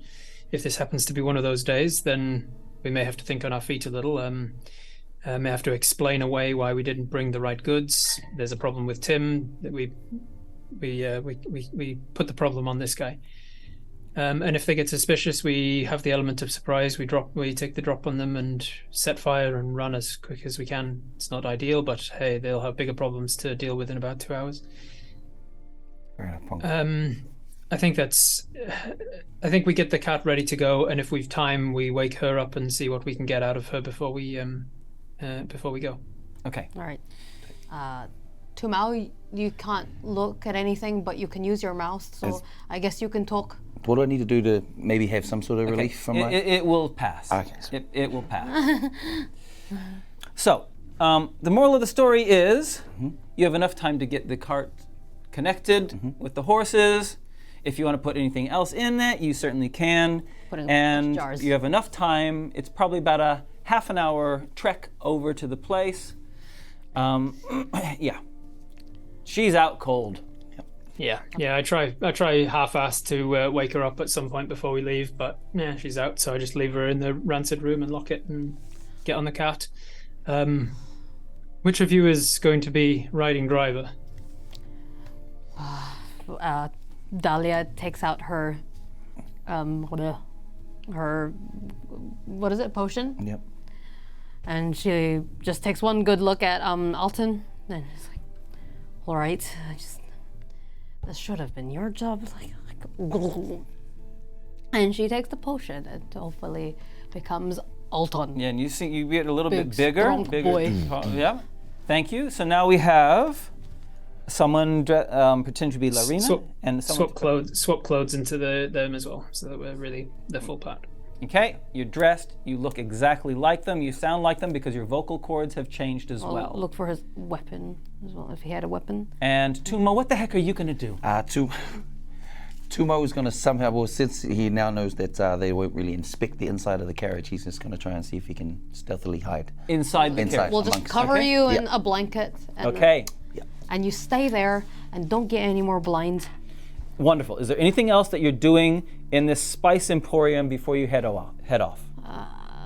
I'm just checking that we have all the doors covered. We have we have a bottle or two of the spices, the sort of spices that were thrown in Tumau's face, just because it's Okay. proven effective. That's a light. Very effective. I tell you what, you don't want to have chili powder thrown in your eyes. So I reckon that's one last thing that we'll do is I'll underneath the blanket with him. I'll say, now I don't know if you can see this just yet. You look a little red in the eyes still, but don't put this in your eyes. This is more of the same.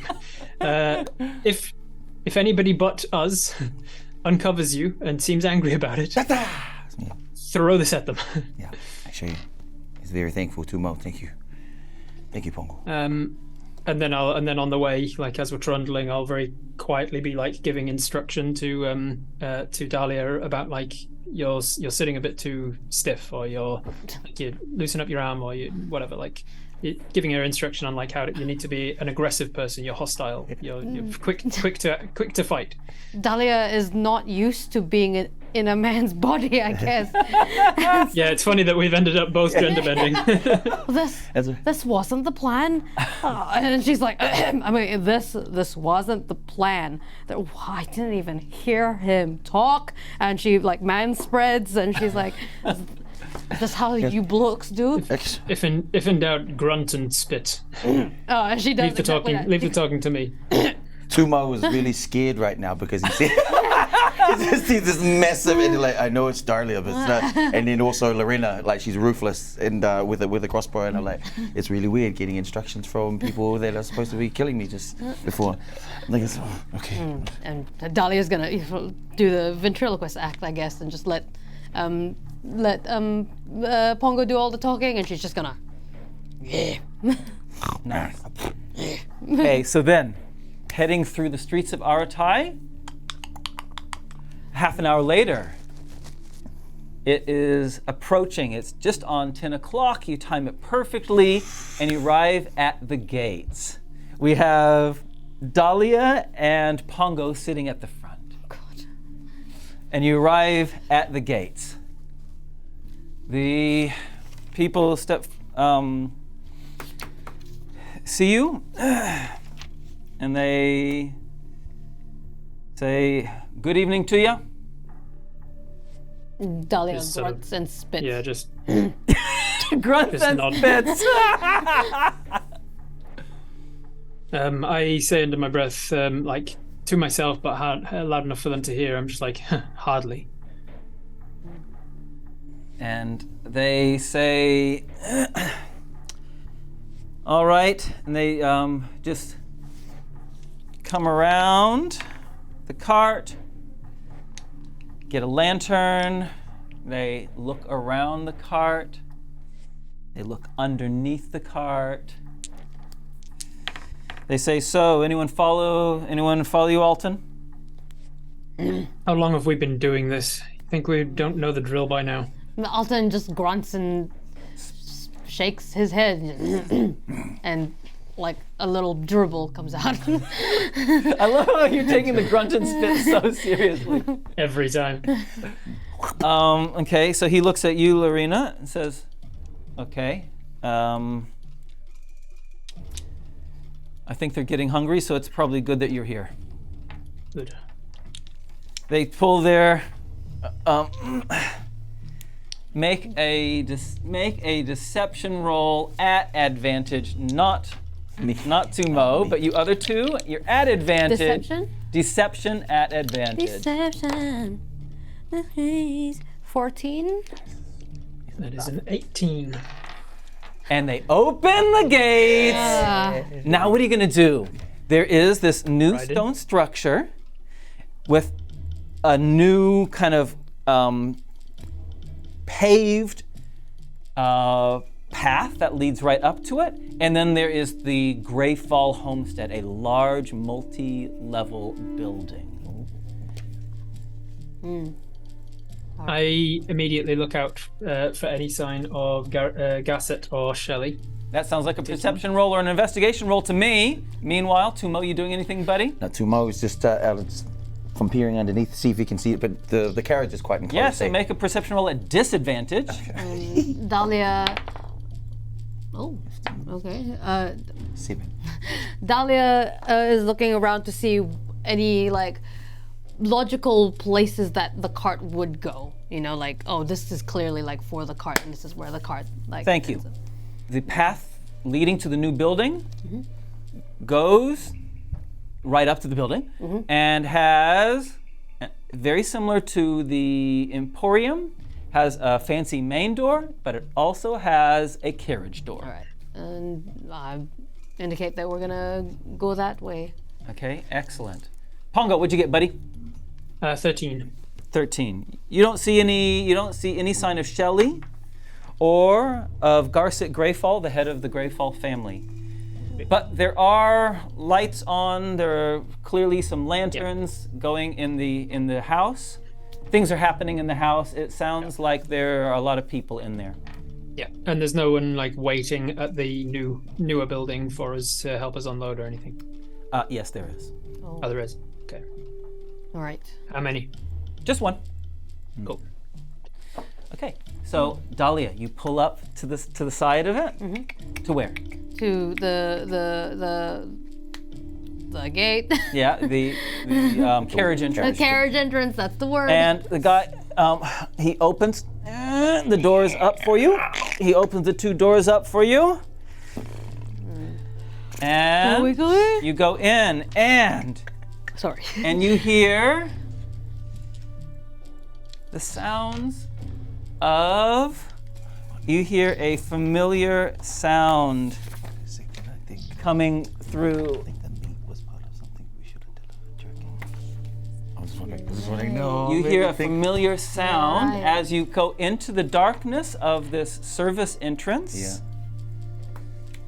Yeah. Both of That sounds. Hey. Oh, the meat was. and you hear. Is it? It sounds very much like Yugi in distress. Oh gosh. We found her. The doors close behind you. Yeah. You're now enclosed in the building, Oh. in the darkness. Yep. And you hear Yugi shout out again one more time in distress. So Tumau definitely can hear and recognizes Yugi You from can inside. definitely hear it, or another owlbear. Yeah. It's definitely out there. And that's a time that we will take a small break. Oh, okay. We should have brought. They were delivering meat. I was wondering what the meat was. I was wondering. You want to see? Or somebody said could have been. Hey, how you doing, Rob?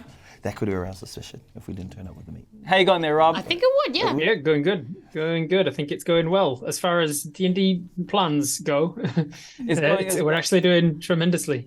Oh my god. You've managed to get in. We've managed to get in. We look like them. We're not under suspicion. All right. Yep, all we but need to we do is just- burn this place down, steal anything worth it, and get out. Oh, there's one worth something worth stealing back. Yeah. Yeah, How exactly. long has time gone past since we? 4 weeks, 1 weeks. month. Actually, A 5 weeks now because there was 1 week of Since- Pongo. Yeah, there's a week. Hey guys, thanks for hanging out with us. We will see you back in 10 minutes. Break Catch time. you soon. Loves you. All right. Oh my God.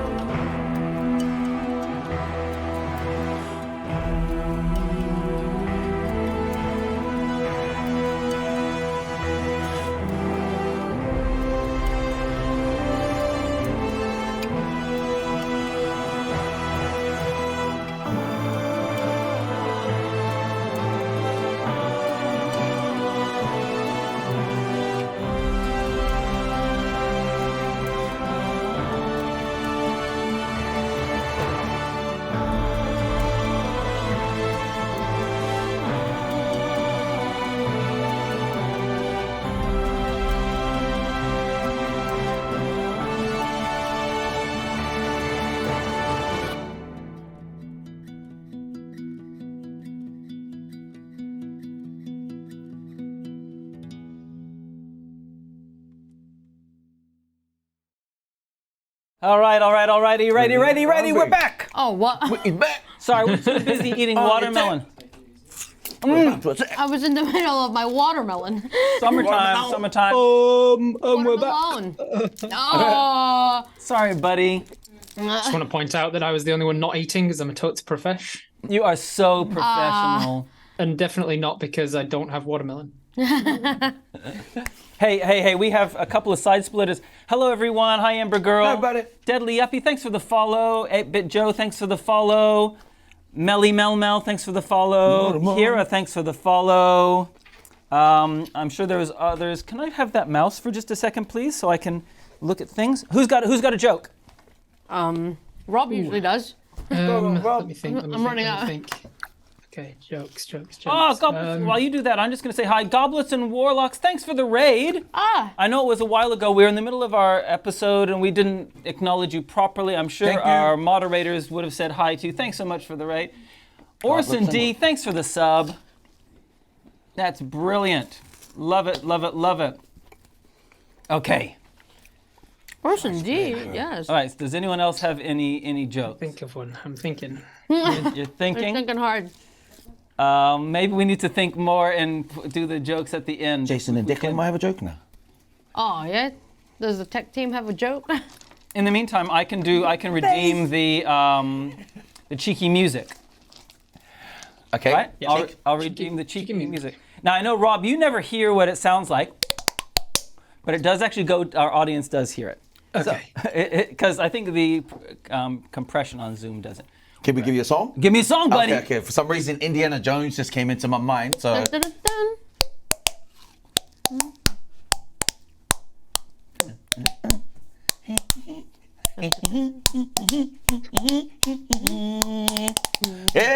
Nice.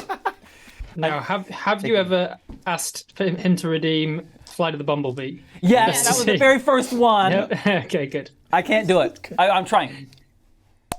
Just to see him with an incredibly sore face by the end of it.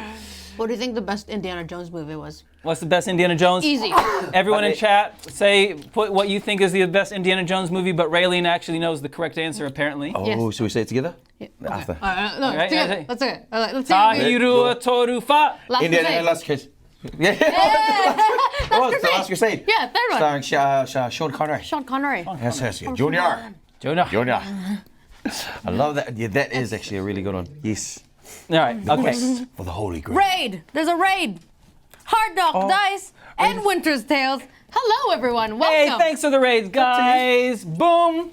Welcome. I'm just finishing my watermelon. Mackie X, you've come at a good time. Welcome for this into the show. We've just finished our break, and we're about to get. I'm trying to figure out what to do with the watermelon. That was two back to back raids. Raid, 2 raids in a row. Thanks so much for the raids, guys. We love having you guys. Hard Knock Dice and Winter's Tale. Wow. Please spam in chat how your streams went. Spam in chat. Hard Knock Dice, we always love your raids. And Winter's Tales, we always love yours too. Cool. So what we're up to, guys, is Crystal Skull. Oh, sorry, someone just said Crystal Skull was their favorite. And Crystal the Skull. fourth one, right? That, incidentally, that is the joke that we needed. Why would you, Shia LaBeouf? And we were looking for a good joke, a real side splitter, and then somebody suggesting that that's the best I'm sorry, Indiana Jones Maggie. is the good side splitter. sorry, Maggie. So But you're wrong. They got a 5th one coming too. yeah. No. 5th one's coming out, buddy. And is it just Shia LaBeouf? So we have 2 more side splitters to do by the end of the episode. All right. Hey, so guys, if you just joined us, welcome to Dice Legenz. We got the wonderful Rob. Sure, Rob. The wonderful Reylene. Hello. And the wonderful Ronnie. You choosing to eat chocolate now? Yeah. This is what we're just about to get into it. Yeah, I need some sugar. And I'm Vahid. I'm the DM for today. The wonderful Master. The Why Is He Here DM. No. And so what we are, if you've just joined us, we're doing an infiltration mission. Our 3, I don't know if you're heroes or anti-heroes.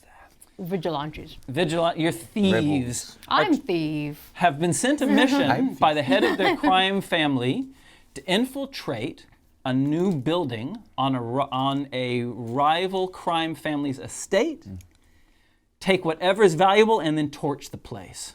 They've managed to commandeer a vehicle to conceal themselves as the drivers of those vehicles using potions that only last an hour. Okay? You have infiltrated in and now we're ready to go. And you heard that Yugi's voice was there. We ready to get into a team? Yes. Ready for some music? 3, 2, 1. Letter chat. So we're back. All right. So guys, what are you gonna do? Oh. Let me just give you a little bit more then. Let me give you a bit more. The doors behind you have just closed.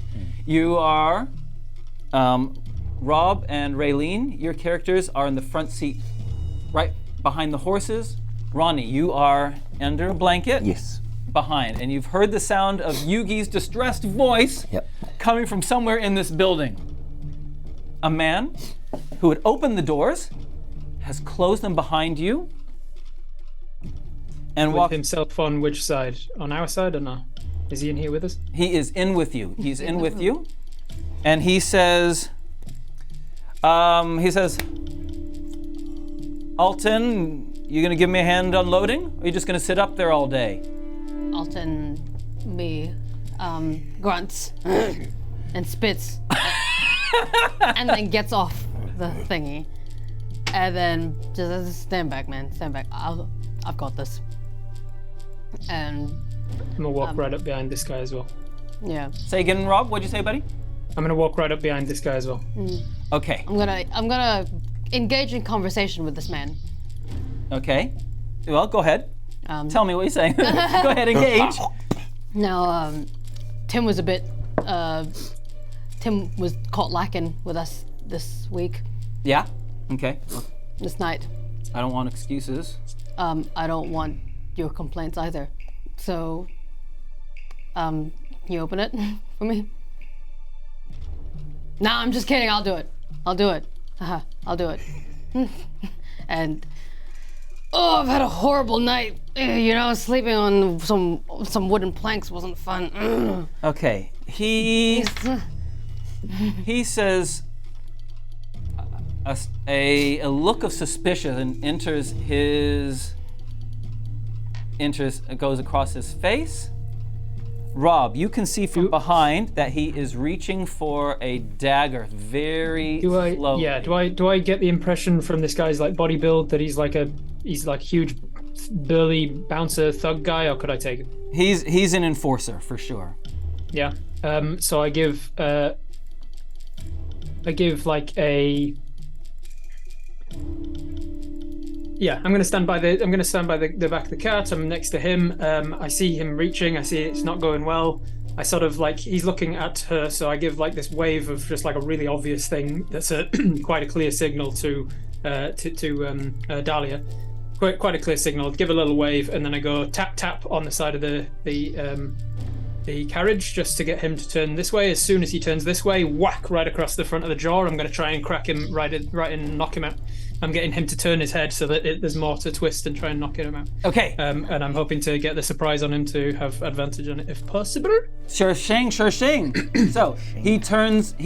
I'm going to. I think you're gonna be doing some stealth. You have to hit him with a successful stealth roll to make sure that he doesn't really know that you're there for this to come off. That's Yes. the opposite of my usual here on Dice Legenz, where I roll ones for everything. Here's another 20. Yeah. So 25 stealth. Things are coming up, Pongo. Started on that 20. And he's clearly, Reylene, he is clearly confused. He had no idea someone or anything was behind him, and so he definitely turns around with a quizzical look on his face. Who? And Dahlia, you doing him anything? right across the chin. I'm just ready to catch him. Okay, hit him. Go for it. I was distraction. Could have really done with that 20 on the attack rather than 2 4s on the advantage. Sorry, buddy. And speaking of advantage, we've used 5 of the community inspires that have been given to us, that have been given to you so far. So typical that I use a 20 to walk up next to a guy and then actually punching him in the face. You miss. Nat 4 on both dice. Well, Dahlia wasn't expecting a failure, so as she's got her hand out, she's like, oh, and quick thinking tries to sweep him from. Okay, down go. low. Right. Ooh, yeah. No. Yeah? No. That's You've got that's inspirations. yeah. Yes, you do. I haven't used an inspiration yet. You guys keep Not yet. hogging it. All There's right. heaps of them. Come on, Dahlia. All right. 18. That's pretty All right. Plus, yeah. Yep, you thanks. sweep it. Feel free to roll damage if you want as he hits the ground. Boom! on the wall. Oh. Hadouken. Right. Oh, what's this? We've got brand new little studio lights. Oh. Let me just put them in camera for just a moment. I'll just put them. Look at Oh, these they look cute little wee Oh my studio gosh. nights that we've got. All right, Pretty awesome. they're really cool. And we can then give some highlights and some backlighting. Okay, no, that's enough talking of Anyway, techie stuff. Go for it. That's Sweep 7 them. damage. Is that in your eye? No? That's fine. Okay, great. 7 damage. He hits the ground. Boom. He is not put down by that. Ooh. Oh no, he is not. Well, And- thankfully, as monks, we can both take an attack of a further attack as a bonus action. Yes, we can. So as he drops down to the ground, I drop a knee onto his throat. Nice. Okay, and Dahlia? As Pongo drops a knee, she stands on his hands, his fingers. Go. That's gonna be a 19. Oh, that's not good. She misses. You have advantage because he's prone. Yep, you have advantage because Oh, you're prone. here we go. That's better. go. 14. Oh, Plus things. plus things. Yeah, you both do. Roll your unarmed damage. That's 5 points. 5 points of damage from me. 6 points of damage for me. He is tougher than that. Great. what? And Tumau, what are you doing, buddy? Tumau, here's the commotion because he's still inside. You the are carriage, inside right? it, buddy. And Tumau almost wants to time as and this is just asking, but if the head of the big bouncer comes anywhere near the carriage door, Tumau just at the right time, just dunk, like opens it up Nice. and hits him. As he's falling. Okay. Yeah, as great. he's falling. So to Go to for help. it. Yep. I don't know what we're rolling for that, but roll it. How about a natural 20? Whoa! Yes. This is the 20s game. Oh my god, thanks D20 for your dice. There's a lot of 20s today. First 20 of the year. D20 collective came through. That's a D4 damage. D4 damage, and come on, D4. We got 1 plus. Plus your strength. My strength, which is 2, 3. Oh, Is You it, know- is it critical? So is it a double? yeah, another it's a D4? critical. And so another Yeah. another roll. 4 plus 2, 6. Well, I was gonna say he's only on 1 hit point, but he's not. You open it, kaboom! Boom! Oh, and he oh, goes nice. ugh, thunk, Tumau's on the ground. And you will have also noticed that one of our sponsors is Printable Dragon. I should just quickly mention, Printable Dragon is doing all of our minis for Yes. this year. Thank you, Printable Dragon. We love you. And he hits the ground. He crumbles to the ground quietly. All right, beautiful, guys. In the background, you can still hear Yugi's voice, kind of making noise in the background. What are you doing? That's clearly an owlbear, right? An owlbear? An owlbear. It's our owlbear. I mean, let's not get ahead. It's an owlbear.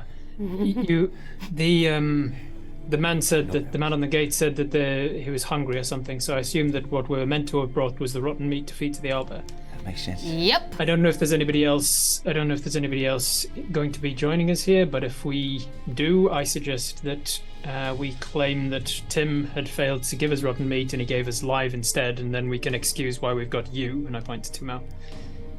Or, We claim that you are a live sacrifice for the owlbear instead. or If we have to.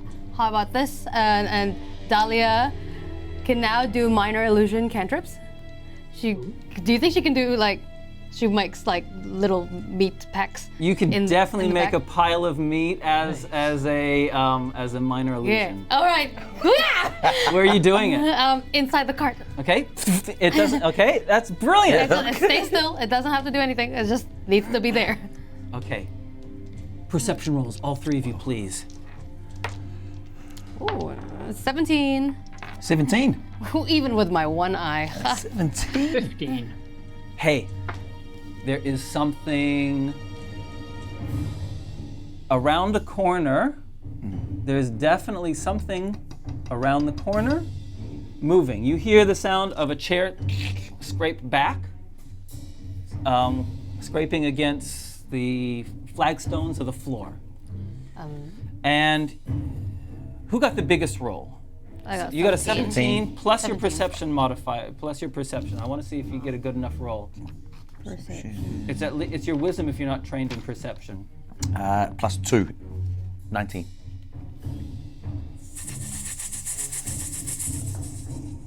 Tumau clasps onto his bow and arrow a bit tighter, and he kind of indicates to the other two that he does hear something around the corner.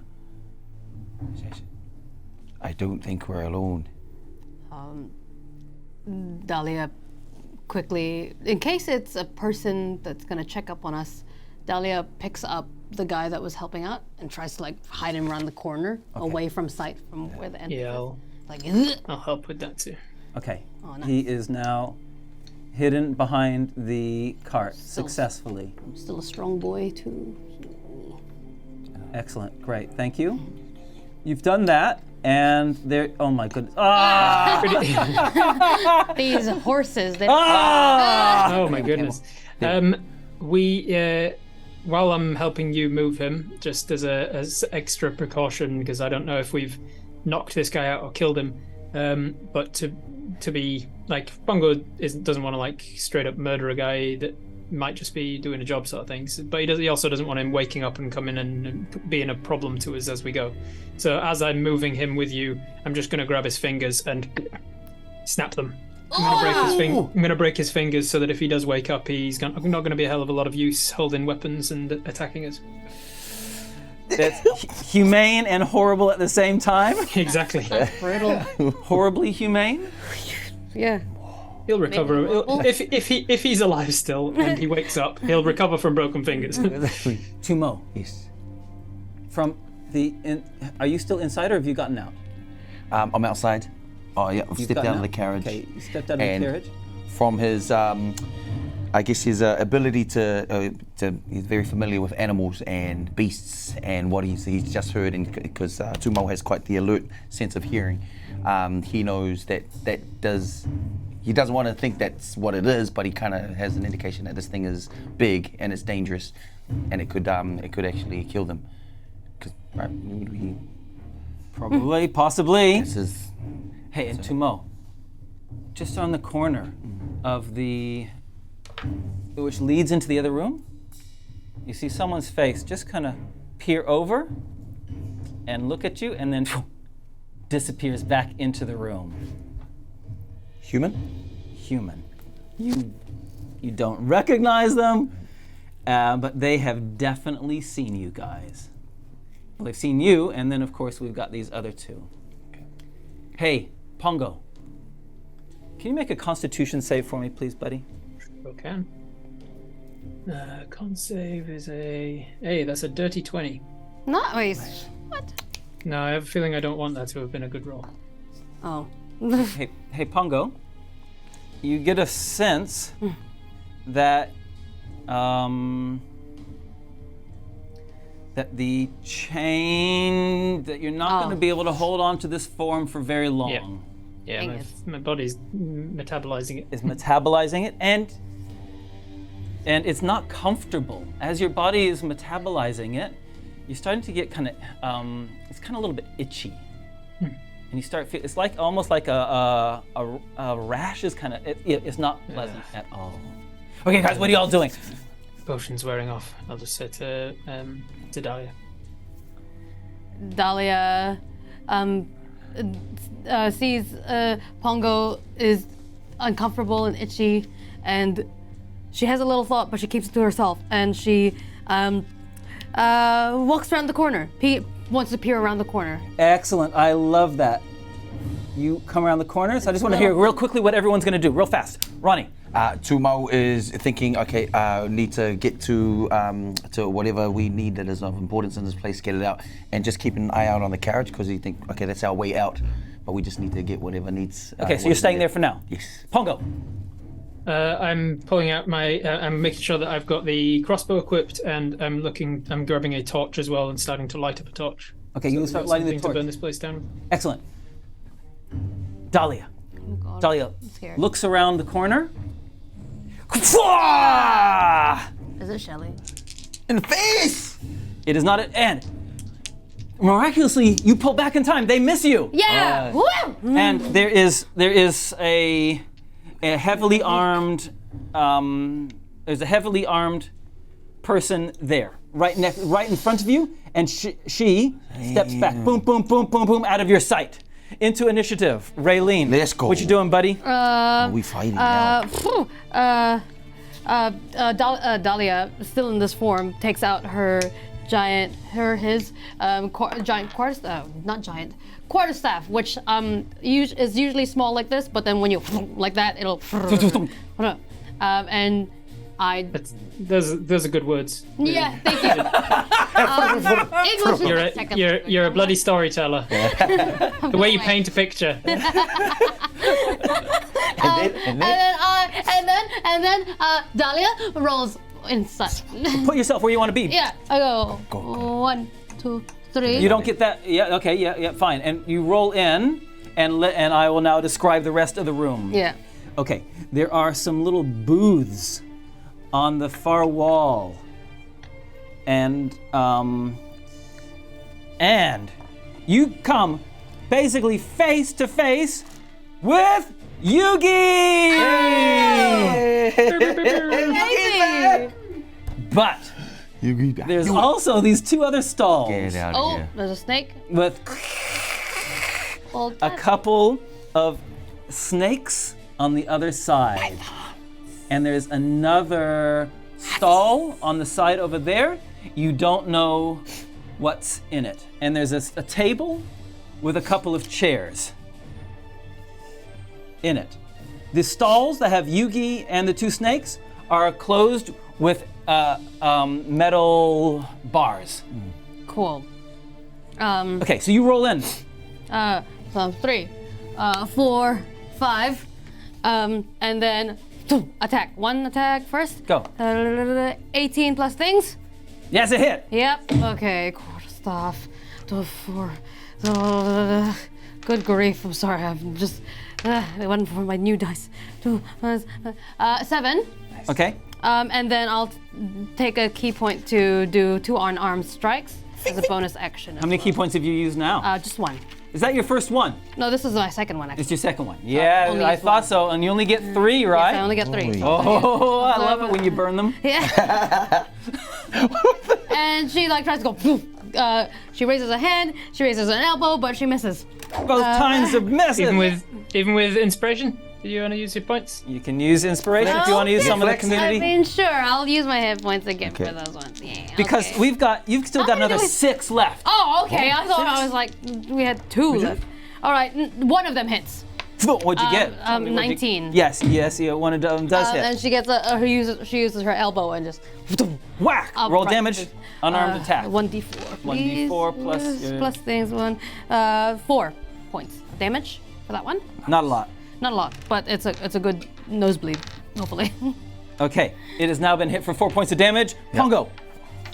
All right, I am rolling in there as well. Got 40 feet movement, so I'm getting in quick as I can, all the way up.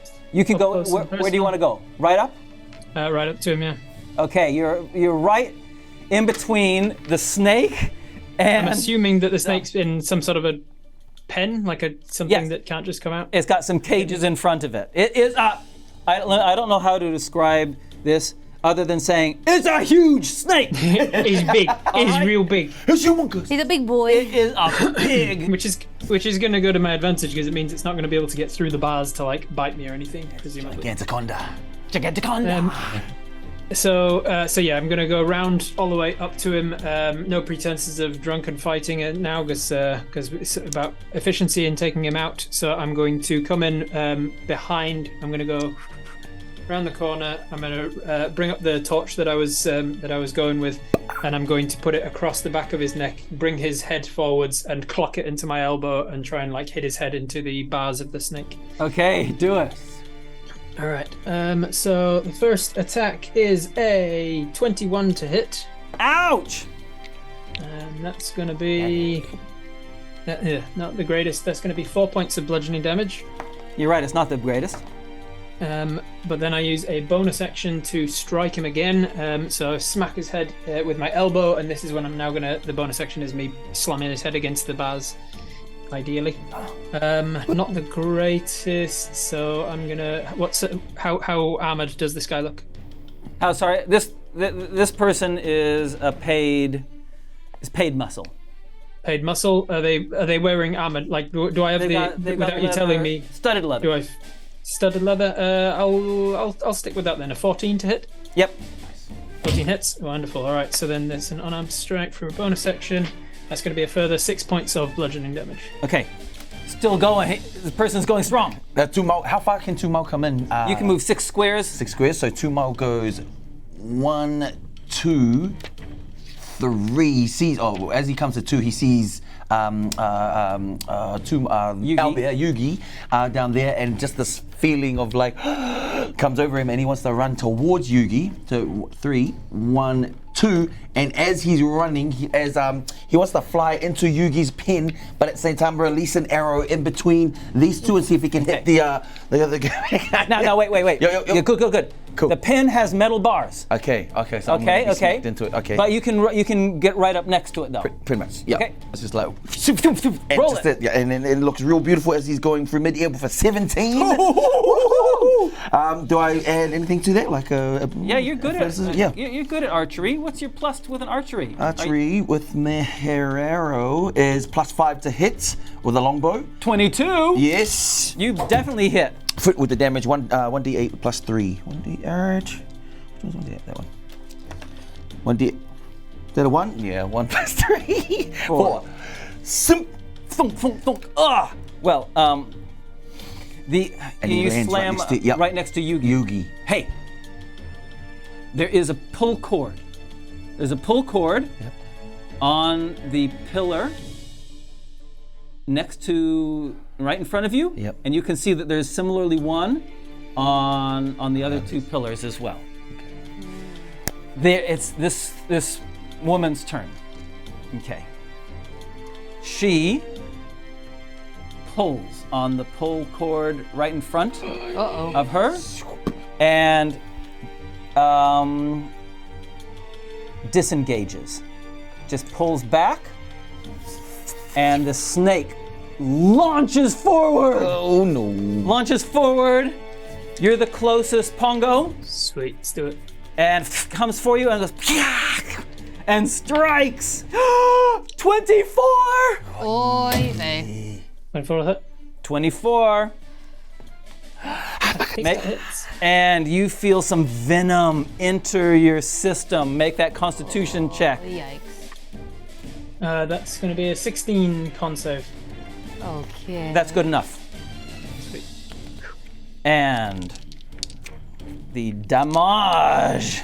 Damage from the snake. From the snake. The snake's damage. 8 points of damage. Yikes. Okay. And the poison still goes into your system, but your Constitution save means that you only take half of it. But it's still really painful as you take another 3 hit points damage. And the snake sees you two as a threat and curls up ready and pulls back ready to strike again. Interesting. Dahlia. Ones who bring the food. I wanna go behind it, but like and dodge it. Yeah, you can wheel around, Wheel sure. around. So like there's a flank train happening. Flank train. And with one attack, one punch towards. Finish saying what you're saying, and I need. But can I say one other thing? Go on. The disengaging. The disengaging was the action, and the bonus action was pulling on the string. No, it can't do anything else. That's fine. Okay, sorry, Dahlia. Okay, cool. All right. Dahlia goes for a quarterstaff hit to the woman. Okay. And attacks there, and with a bonus action tries to do like a kick to the snake. Sure, why not? Do it. Quarterstaff. 16 for the woman. You hit her. Yeah, cool. All right, and I'm gonna do for that one. 8 damage, and Wow, then she for is really hurting. that punch for that kick for the snake is a natural 1. I said that. Yeah, what? Yep, it's a natural 1. Definitely not. Roll it again, please. I want to see how bad it is. 18. Not that bad. Okay. So she kicks back and she completely misses, and like her stance kind of goes. Like, her legs spread a little bit too much than she needed to. Pongo. All right. Pongo is going to take the crossbow. The snake like bit down into him. He's going to take the crossbow, shove it in the snake's mouth, and fire. Or he's going to hope to do that anyway. Oy. Yeah, do it. Going to use one of those inspiration points. Yeah, go for it. Because I don't want that 3. 13 is better, so plus 5 is an 18 to hit. Nice. You hit it. Ooh. And then that's going to be 9 points of damage to the snake. Whoosh. Okay. The snake takes it. It's a big, muscular snake body, and the crossbow goes all the way through it, but it is still alive. Yeah. I'm going to bonus action flurry of blows for a key point. Boo, boo, boo. Key point. Oh, you must be running out as well, buddy. That's 2 of 3. I've got one more. Then I'm going to drop the discarded crossbow because it's useless to me now. I'm going to grab the snake by the fangs that are like stuck into me, and I'm going to pull my body away and use the same motion to pull my hand around, grab its other fang, and try and Hey. Ouch! try and wishbone it. Oh. What a description. Wishbone some fat. That's going to be a My teeth hurt now, 16 to think hit. about it. Yeah, sure. Go for it. Roll 16 some hits. All right, that is going to be an extra 4 points of bludgeoning damage, or unarmed damage. And the snake head is wishboned. Oh. I am then going to hold on to the 2 venomous fangs that I've just torn out of this skull. I'm going to use the other one of my flurry of blows to move around Dahlia and attack the guy who's just unleashed a snake on me. Yeah. Okay. And use my last unarmed. I mean, it's an unarmed strike, but flavor-wise, I'm going to stab a tooth at him. 18 to hit. You are doing big damage. Yep. I am. Yeah. All right. That is 5 points of damage to him. Okay. And she looks very woozy and falls down. And falls down. Oh, nice. Tumau. And then look down and try Try to suck out the venom. I'm used to having toxins in my system. Tumau is just like amazed at just what just happened. It's just like he just saw this Aratai, basically like I don't know, snake dentist snap out this tooth, and he was just really impressed. But he just kind of looked over to Yugi, and he just pulls on the cord and goes, "Hey, buddy, it's been a while." And then just basically give Yugi a big hug. I hope Yugi still recognizes us. Oh yeah, and Yugi runs and jumps into your arms. He's just like, oh, and there's just anything that he was feeling before has just evaporated. Like he's just so happy and overjoyed to see as an old friend. But also being alert to see. Hopefully, there's no one has released the other snake. Okay. Okay. So for your, I'll consider that your bonus action and free action. Let's make a perception roll then. Okay. Just see what you can see. See if you can see anything. Come on, perception. 14. Okay. Looking around. Yes. What you notice is a couple things you pick up really quickly. Yeah. This cell here is really dark. It also appears to be lined with metal. And the other thing is our friend with the broken fingers is looking at you from around the corner. Oh. Okay. Okay, so that's the end of that round. Okay, go ahead. That was your turn. Okay. Dahlia and Pongo, the enemies in front of you are taken care of. The giant snake is gone. The hired muscle is down on the floor. Yeah, I will. I will take an action to light up the torch that I was holding then, that I was essentially using as a club until now. Just light up a torch and start getting to work, burning this place on the next turn. Okay. There's a big pile of hay, which is like used for bedding, that you had seen in the other room. Yeah, I'm getting the torch ready, and then we're just going to go around and look for valuables first before I actually set light to anything. Okay, great. So I'm just going to talk to you, Ronnie, for a second. Yep. Because you're the only one that's seen Broken Fingers. Yep. Broken Fingers scampers. He makes eye contact with you, and he runs. He turns and he runs away. Nah, he does. In Tumau's mind, he's got the most important thing right now with him, and he's just trying to look for any other things of value that needs to be taken with, and then I think in his mind, he just sees people scampering away from danger. And you let him go? I'm letting go. Great, okay. So he runs out, he goes, and you hear some shouting from outside, saying, treachery! Treachery! Alton has turned against us! Treachery! As he runs away from the building. Move now! Dahlia quickly wants to snap one of the fangs off the dead snake and I'll just give you one. I snapped them both off. Yeah. Yeah, have this one. All right, thanks. And she just wants that. And she lights her torch and throws it into the cell over here. Into this cell over here? Yeah. And in that cell is a black cat.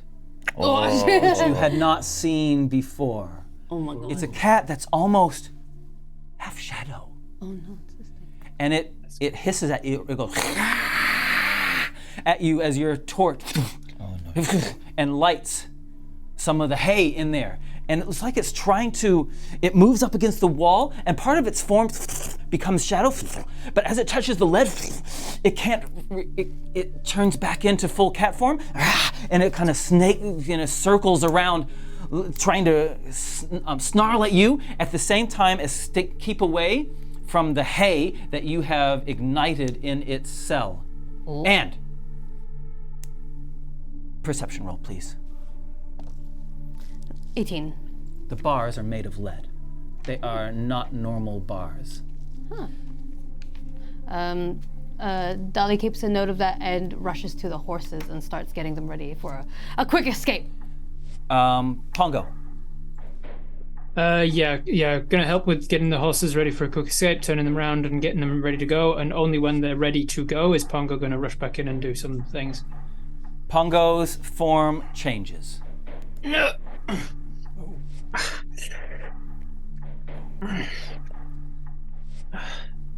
And you've got the itches all over. Am I changing? Am I changing? Yep. You're back. You've lost your teeth again. It was nice to have teeth again. Constitution saves. Tumau and Dahlia. 3. 9. 5. Okay. As mentioned before, those are rolls that you probably wanted to fail. It means your bodies haven't been able to go. Tumau never took his. Yeah, Oh, you never took yours? Yeah. Oh, yeah. Thank you. He was just himself. He was just blind for a second. I've still got my bottle. Yes. All right. So, Reylene, you rush back and you start seeing to the horses and getting them ready. They're facing the wrong way. Yeah. Right? To back horses out is going to require some animal handling for sure. I will do. Let's just hear what everyone else is doing. Those few seconds of you throwing the torch into the iron lead in surrounded enclosure has been enough for there to now be some answering clangs to the sound of the man who fled away. So an alarm, dang, dang, dang, somewhere in the distance, muffled because you're behind doors.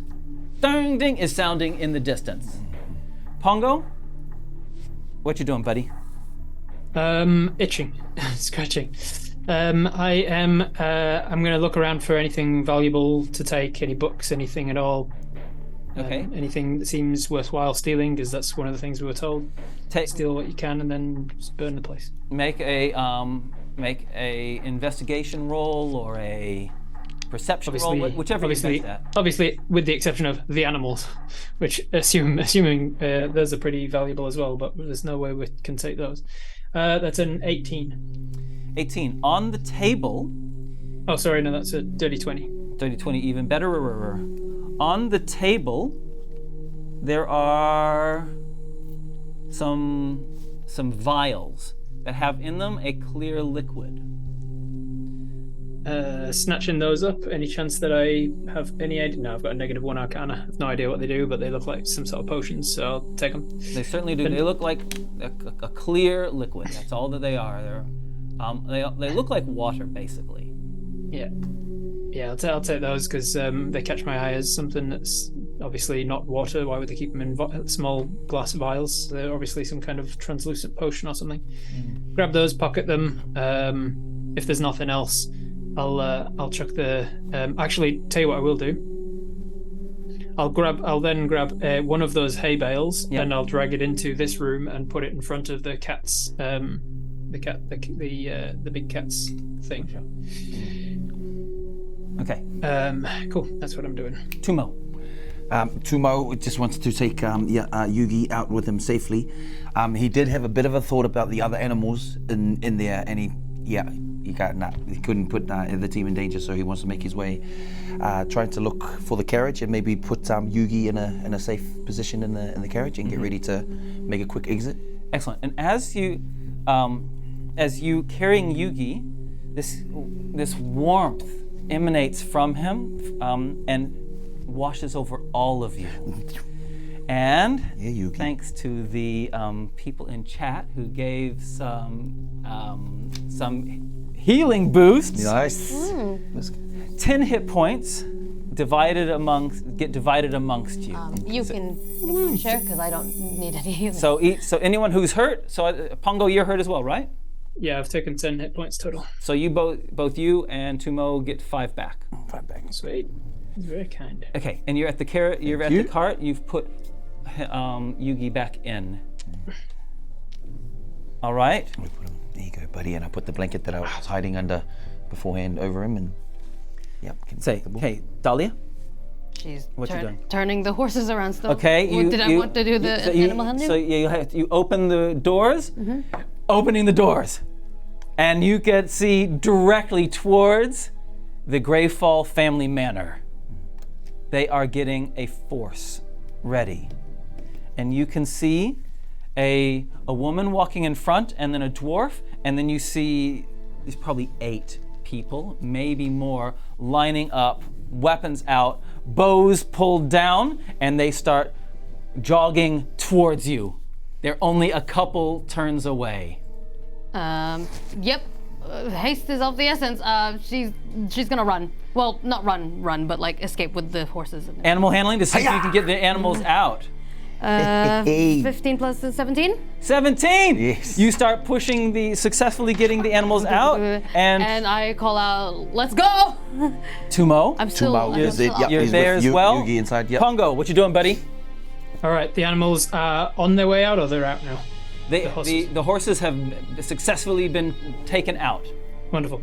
So Pongo's going back in then, and then he gets over to the snake and panther. Well, he's over to the snake first, the one that's still in the cage.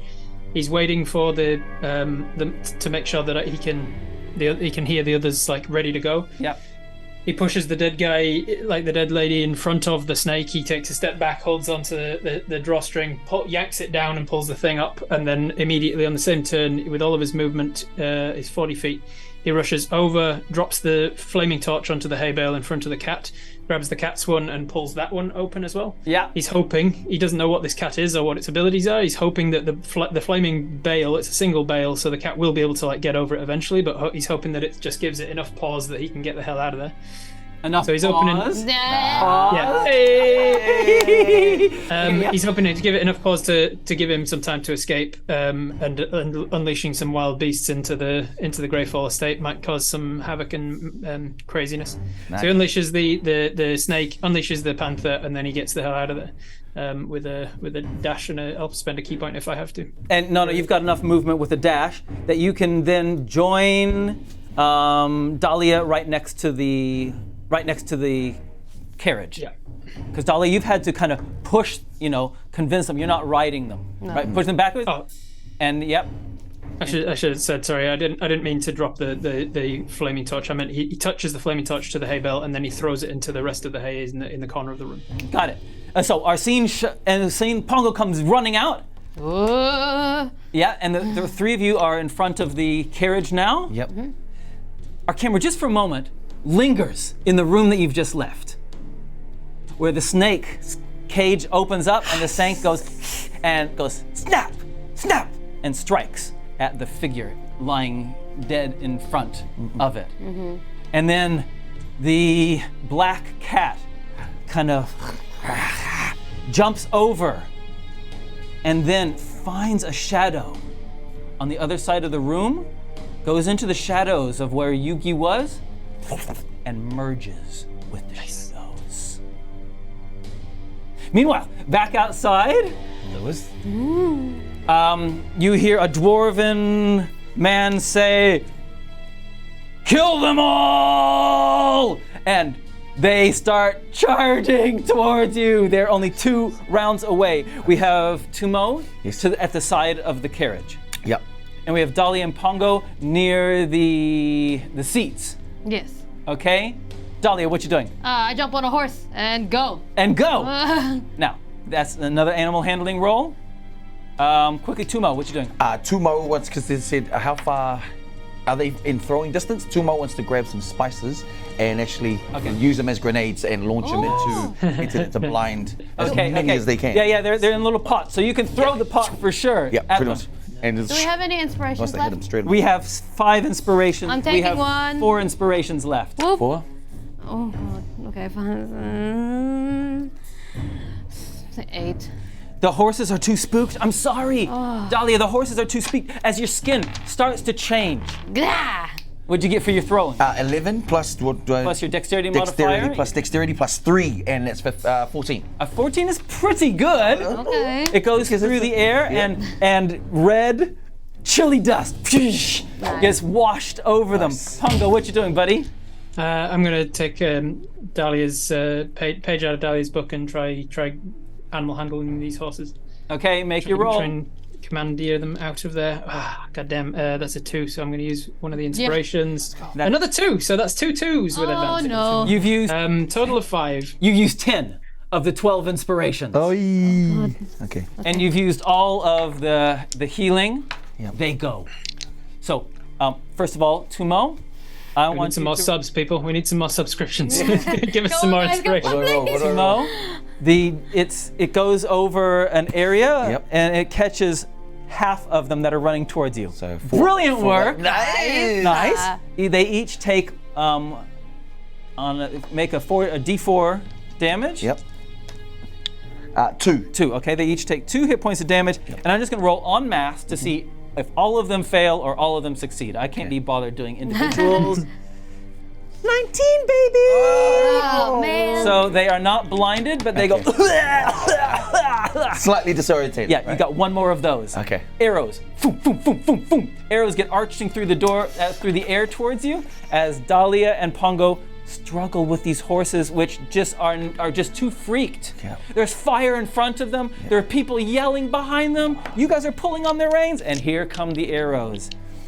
Tumau. Yep. Tumau, you're the most obvious target. Obvious. So 3 arrows come for you, Tumau. Yep. One of them is a 14. Miss. One is a 9. Miss. And one is a 7. All 3 misses. And the last Tumau's one is like, goes for Dahlia.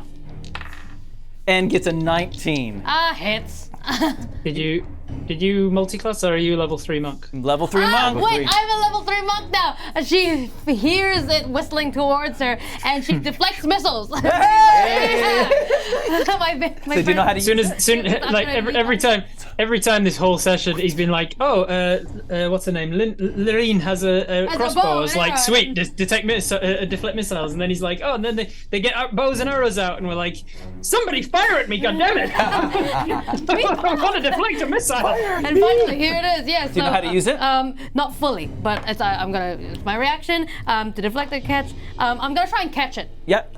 Yeah, I'm gonna fully like, whoop, and the damage you take from the attack is reduced by D10, 1d10. Yeah. So roll a d10. Plus my dex, plus my monk level. So 2 plus my dex is 5 plus 5, 8. You catch it! Yeah! Oh, that's Yeah. good. And if you want to use your final key point, you can flick can it back throw it as an back. attack. No way. How will a bow do it? Well, You will do the same damage as the arrow would normally do. yeah, all right, I'll do it. Oh, then Go I'll do on. it. Okay, so she catches it, and using that momentum, she spins around. She like jumps and spins, and then she like, and she lands back on the horse. Okay, roll to see if you hit, and it's as if it's a monk weapon. Okay, Yeah, cool. come on, Here we go. come on. 19 plus things. And you hit. Yes. How much the damage? It's a D4? D6. D6. Ooh. Plus That's so cool. Plus things. 5 plus things. plus your dex modifier. 5 plus 3. 8. Wow! Nice move. Yeah. Okay. Yay! Now, That was my Dahlia. reaction. and the others are just so those are the arrows, and the other 4 are running towards you. Yep. One more round, they're on you. If you can't move this horse next round, you're gonna have 4 of them tackling you. They're only 60 feet away. Are we safely out of the? You're out enclosure? of you're out so of we this. can pretty so much. you can go for it. Tumau, You can try. you're on the side of it, and the other 2 are on top. So you're not attached to the carriage yet, buddy. Okay. So Dahlia, now is your actual Now act? it's my actual action. I'm gonna try again with my animal handling. Okay. Okay, just comment. I'm gonna sing it a lullaby. Do it. And it's a natural one. Inspiration. Yeah, I'm gonna Still use a another. Like I'm gonna take the other one. There's only one Yeah. left. One left after that. For you, Rob. Do 'Cause we gotta get out of here. 13 plus 2 is 15. 15. The horses gallop into life, and they take It's off. the lullaby. It Nice. works. Nice. Rob, what you doing, buddy? All right, so I no longer need to G up the horses, right? They're moving. That's now. right, exactly. All right, I am going to get myself onto the. I'm going to climb up onto the back of the top of the carriage, Yes. so that I'm making myself the most obvious target. Yeah. And I think was it Pongo that did it? No, it was the other character that pretended he's more deceptive. Pongo's just going to stand out there and he's going to take the dodge action, so that so he's trying to like get them to aim at him, but Yeah. they'll have disadvantage because he's ready for it. Okay. Ooh. Tumau. And Tumau is now wanting to hop onto the side of the carriage. I'm assuming there's Easy, like a handle no there. problem. And as he's riding out here again, he's got cradling in his hand is another bottle of spice that he just wants to lob out to anybody that comes near the carriage. Great. So there are 4 that are closest to you, coming with handheld with melee weapons. Yep. And then there are the 4 behind them, the 4 archers. Okay. Do you want to lob to the archers or get right in front of you? Right in front of us, just whoever's in front of us. Okay. Yep. Roll. 14, baby. Plus a dex modifier. Plus 3, 17. Yeah. Yoo-hoo. And it goes over them. Roll your 4-sided dice again. And again, I'll make a communal save. 1 plus. Did you say dex? You don't. No. It's just one. 1 point. Only 1 point of damage. But I rolled for their Constitution save a 1. So they're all going as it empties out right across their mouths, Yep. and they breathe it in, and they're all blinded. Yeah. Congratulations, That's right. Pongo. The archers train their bows on you. You wanted it. You got I it, wanted buddy. it. I wanted it. They've all got disadvantage. I'm a class 16. Okay. Numero uno misses really badly. In fact, shoots one of his buddies. He does so badly. Oh. Pepper in his eyes. Oh, get out of here. Oh, can you Get out of here. show the battle scheme for a second, Jason? Was that Oh no. 20, Disadvantage, double 20. Oh, Double no. 20s. Double 20. What is Fine, I'll that? deflect missiles. Sorry, what's that? You can So try. that's fine, I'll deflect missiles. Okay, I'm gonna just net 20? 3. And then the last one is a 15. The worst is a 15. Is that gonna hit you? 15 is not. 16 is mine. Okay. So only the 20 hits me. Okay, it's a critical damage, buddy. You better get good for your deflect missiles. Mm-hmm. I roll exactly 10. You rolled exactly 10. I rolled a 1 on the d10, so I reduce it by 7. You only take 3 hit points damage, remarkably. Wow. But in our game, double 20s have permanent consequences. Understood. That makes sense. I like that. So it goes through your ear and it takes off a chunk of your right ear. You have a permanent disfigurement. It's coming in, and it's aiming right from my chest, a real critical spot. And I bring my hand up, but my reactions are still relatively slow. I used to be a better level monk than just level 3, but I've let myself go to pot a little bit. So my reactions are a little bit too slow. I knock the arrow off course, and it just misses my eye. After making the quip about having one eye, to really almost get one ear, myself. huh? I knock it just slightly. It cuts me all the way down the side of the thing and right through the ear. Whoa! Not nice. Not nice at all. That's them. Oh. Raylene, Yeah. you ride towards the gates. What's in front of me? It's closed gate. It's closed gate. Cool. I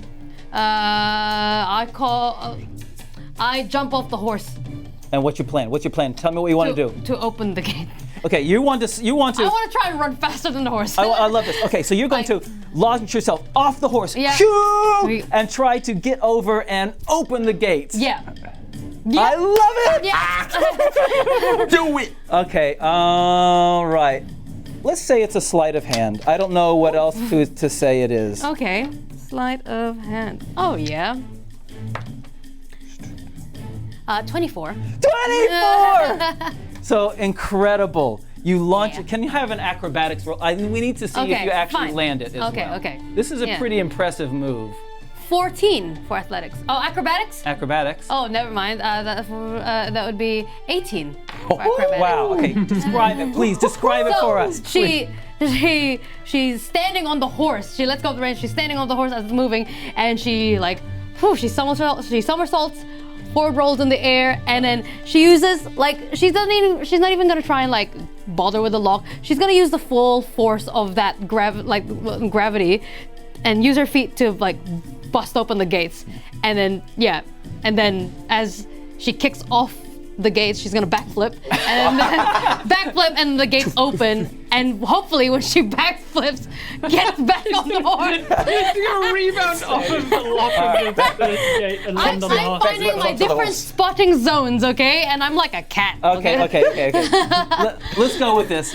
This is a big difficulty. You're on one more acrobatics roll. One more. You need to get a 20 I need to get a 20. to get back on. Okay, fine. You smash the doors open. Okay. They open. To get back on, you need a 20. 10.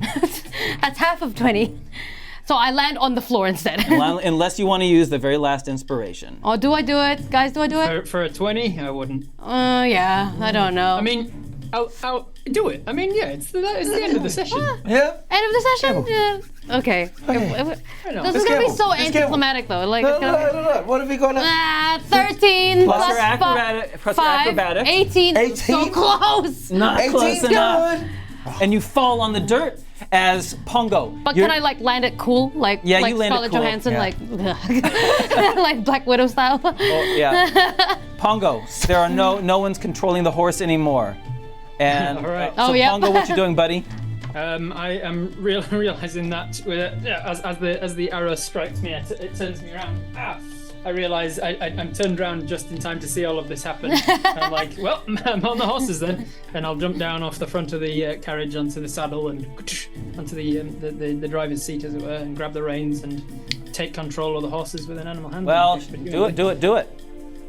That's only an 8. Oh, God damn it. Yep. Okay. I missed the reins. And there's no more inspirations left. Dang. That's my bad. I tried to be cool.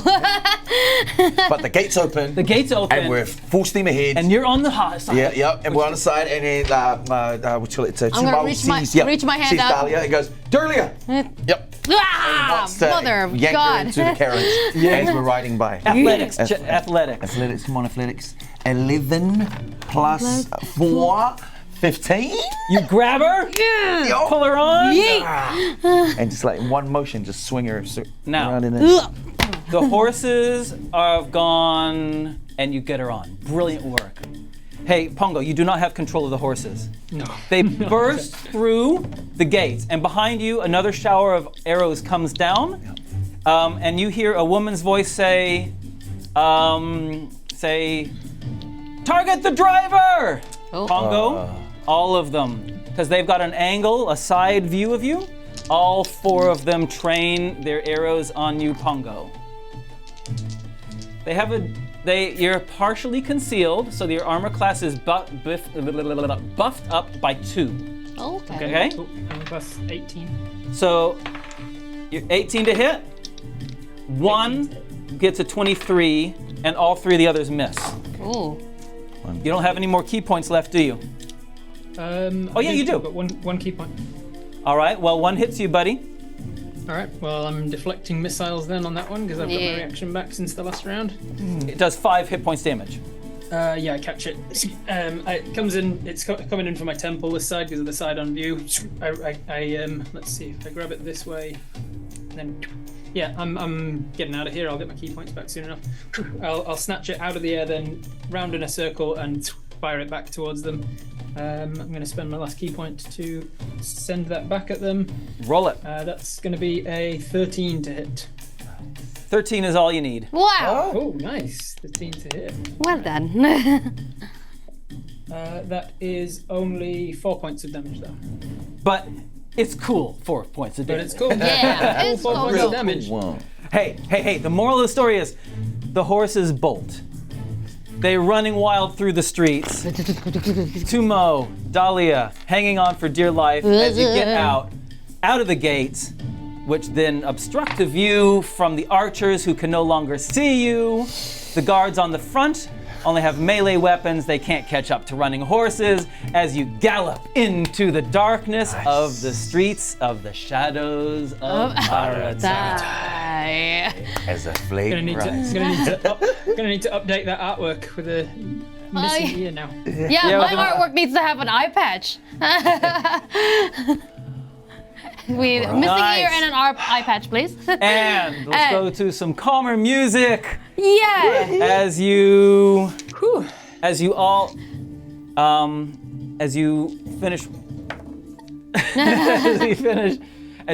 ride through and regain your normal forms as you're riding through the streets, and you're all itchy. Yeah. Except for tomorrow. Except for Tumau. Just spicy. Just hanging out with Yugi. He goes, glad you're back, buddy. Ugh. And the flames of the building behind go up, and although you can't see it, the camera for a moment follows a huge snake coming out of the building, and everyone just running crazy, screaming as this huge snake goes through the courtyard and then finds a way to get out the front gate because it can't climb up even the 15-foot thing. And the big giant snake is let loose into the streets of Aratai. Into the shadows of Aratai. Hey, wrap up. What's happening next? What are you doing now? Surely we go back to Xenox. Yeah, head back to Xenox as soon as possible and have a short rest when the first opportune moment. You find yourself back at Xenox's place. He's not there because he's part of the assault on the Greyfall family. But in the hours that, in the next day or two, things that get pieced together are that the Greyfall family is attacked. They claim that Shelley was in their estate the entire time.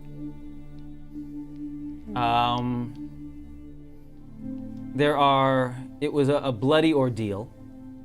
losses on all sides. And yeah, but Shelley, and in fact their leader, Garcet, claims that Shelley was, last night, was nowhere near that part of town. She could be lying, of course. Anyway. I think we see like an epilogue moment kind of thing as Pongo will go to Zinok and hand back the potion that he took right at the very beginning, the health potion that he said he promised he would give back if he didn't use it. He also he hands that back and says, "Thank you, sir." And he hands back the alter self potion that we never ended up using with Tumau. And as he hands it back, he says, "These potions that change your shape, they shall make you itch, don't they, sir?" And he said he just takes it back and says, "Yes, so I've heard." Opens the cupboard and puts them back in and closes the cupboard. There's like a sort of silent, knowing nod as Pongo just accepts what his position is, and Pongo's not doesn't have morals that would make him be opposed to what he thinks has happened here. But he just nods at Zinok and turns and says, "If you ever need me, sir, you know where to find me." And he leaves. Tumau, Dahlia, you doing anything before we wrap up? Dahlia was waiting outside the office, yeah, and she sees Pongo exit. She looks at Pongo, and Dahlia's wanting to go in there to confront. Doesn't have to be on screen or anything like that, like a moment, but it's more about that she looks at Pongo and she nods and says, "Thanks for helping us out." Anytime. Hey, if you'd like to train together sometime, I think some sparring would be really good for both of us. Yeah. Yeah. I think I'd like that. Anyways, off to see my daddy. I want to do that scene last. I want to see if Tumau wants to do anything before we do that scene. Tumau just wants to find an opportunity to kind of go up to Pongo and just kind of have it was a pretty good distraction outside. Thank you for that. You know, when you came off the roof. Yeah. It's pretty smart. Number of roofs have fallen off. I know how it is. I know how it is, lad. But you need to get better at being able to tell when the shale is loose, I guess. But you'll get there. No taking. Thank you. So I hope I don't see you around this life too much longer. The sentiment is a shame. All right. Hope I don't see you anytime soon. There's Pongo. Oh, and he exits. Hey, and our final scene. Dahlia closes the door behind her. You close the door behind you. And she walks towards Zeno. Okay. She looks him up and down as he's probably like just busy on seeing what he's got on his table and blah blah blah. Dahlia takes a deep breath and says, "Where's my father?" And he says, "No. Close. Close. No. This is me." Why do you feel the need to keep taking those potions? I only took it the once. Sit down, please. I think you're old enough. Dahlia sits. The Greyfall family were customers of ours. We had mutual respect. They destroyed that with your sister, who is no longer a daughter of mine, when she sided with them, and they contrived to attack me personally. So I vowed to destroy them. And so,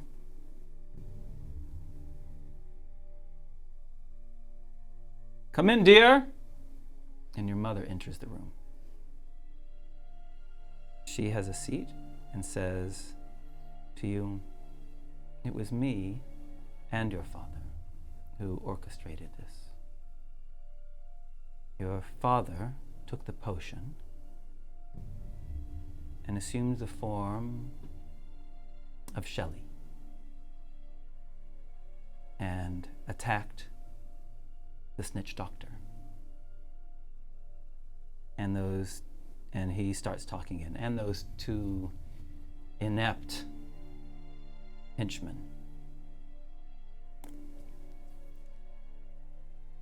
All to precipitate the attack by all the families against them.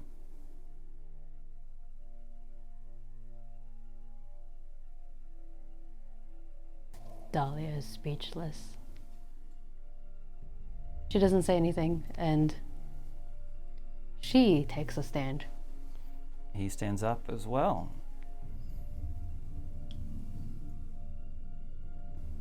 Well done, then. He says, this is the family that you're in. I've, from the beginning of your life, noticed a softness in you that might not be suited to this work. I'll give you one choice now to choose. If you choose to leave, that is fine. You will not be hunted. But if you choose to stay, you will not be able to leave.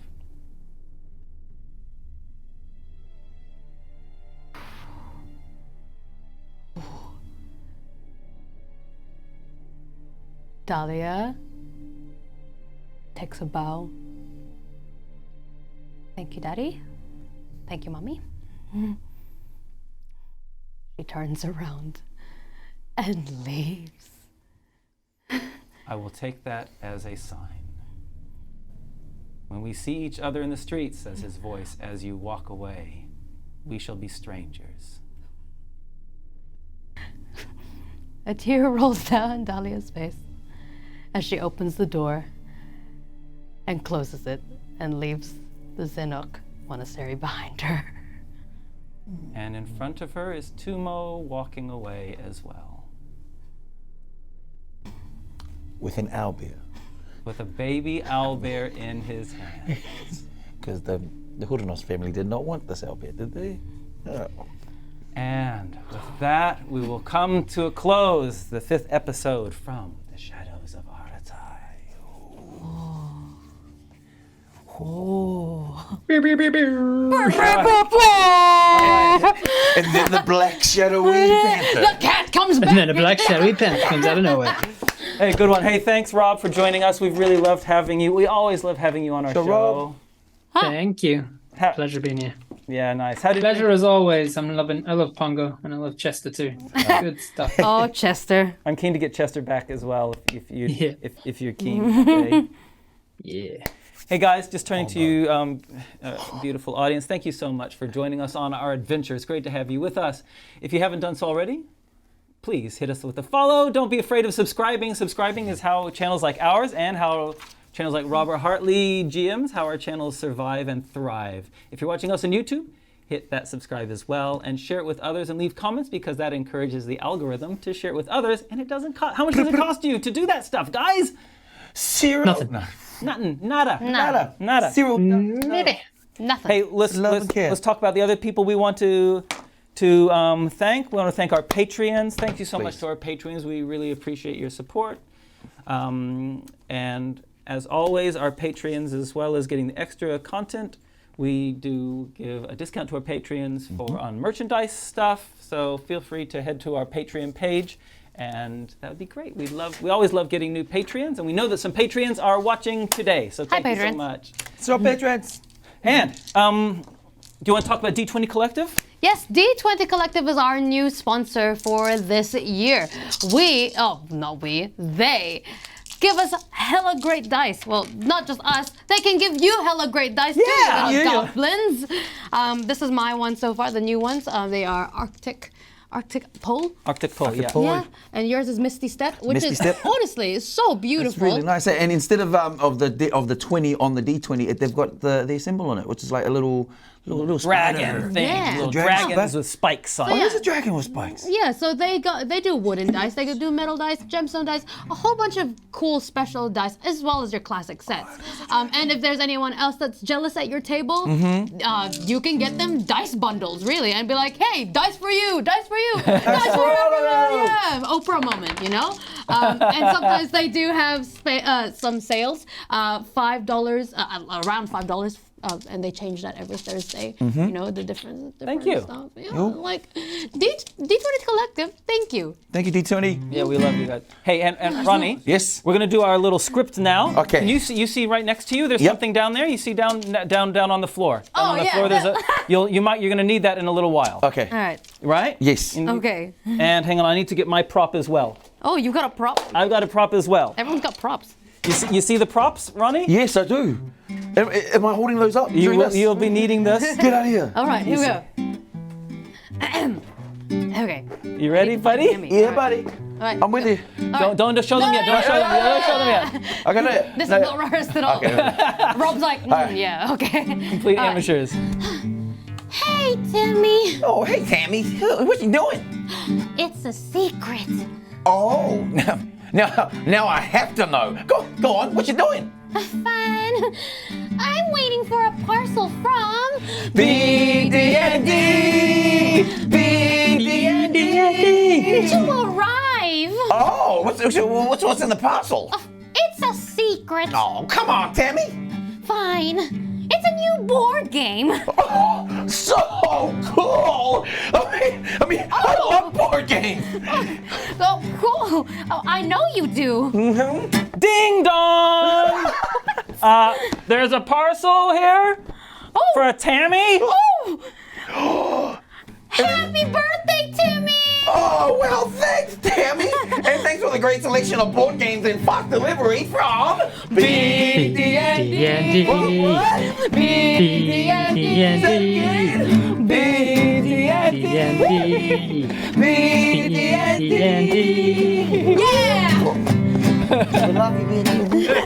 Brilliant. Thank you so much. All right. Hey, look, that's enough silliness. Hey, let's just make sure. This one. Last thanks we want to give, and Rob, get ready to do a shameless self-promotion. I just want to say thanks to our moderators, thanks to our crew. Eilish is first time doing sound for us. Yay! You did great, Eilish. Thanks, Eilish. Thanks, Jason. Millbones. Thanks so much, and thanks, Declan. Wingspan. All right, Oh, nice. hit us, Rob.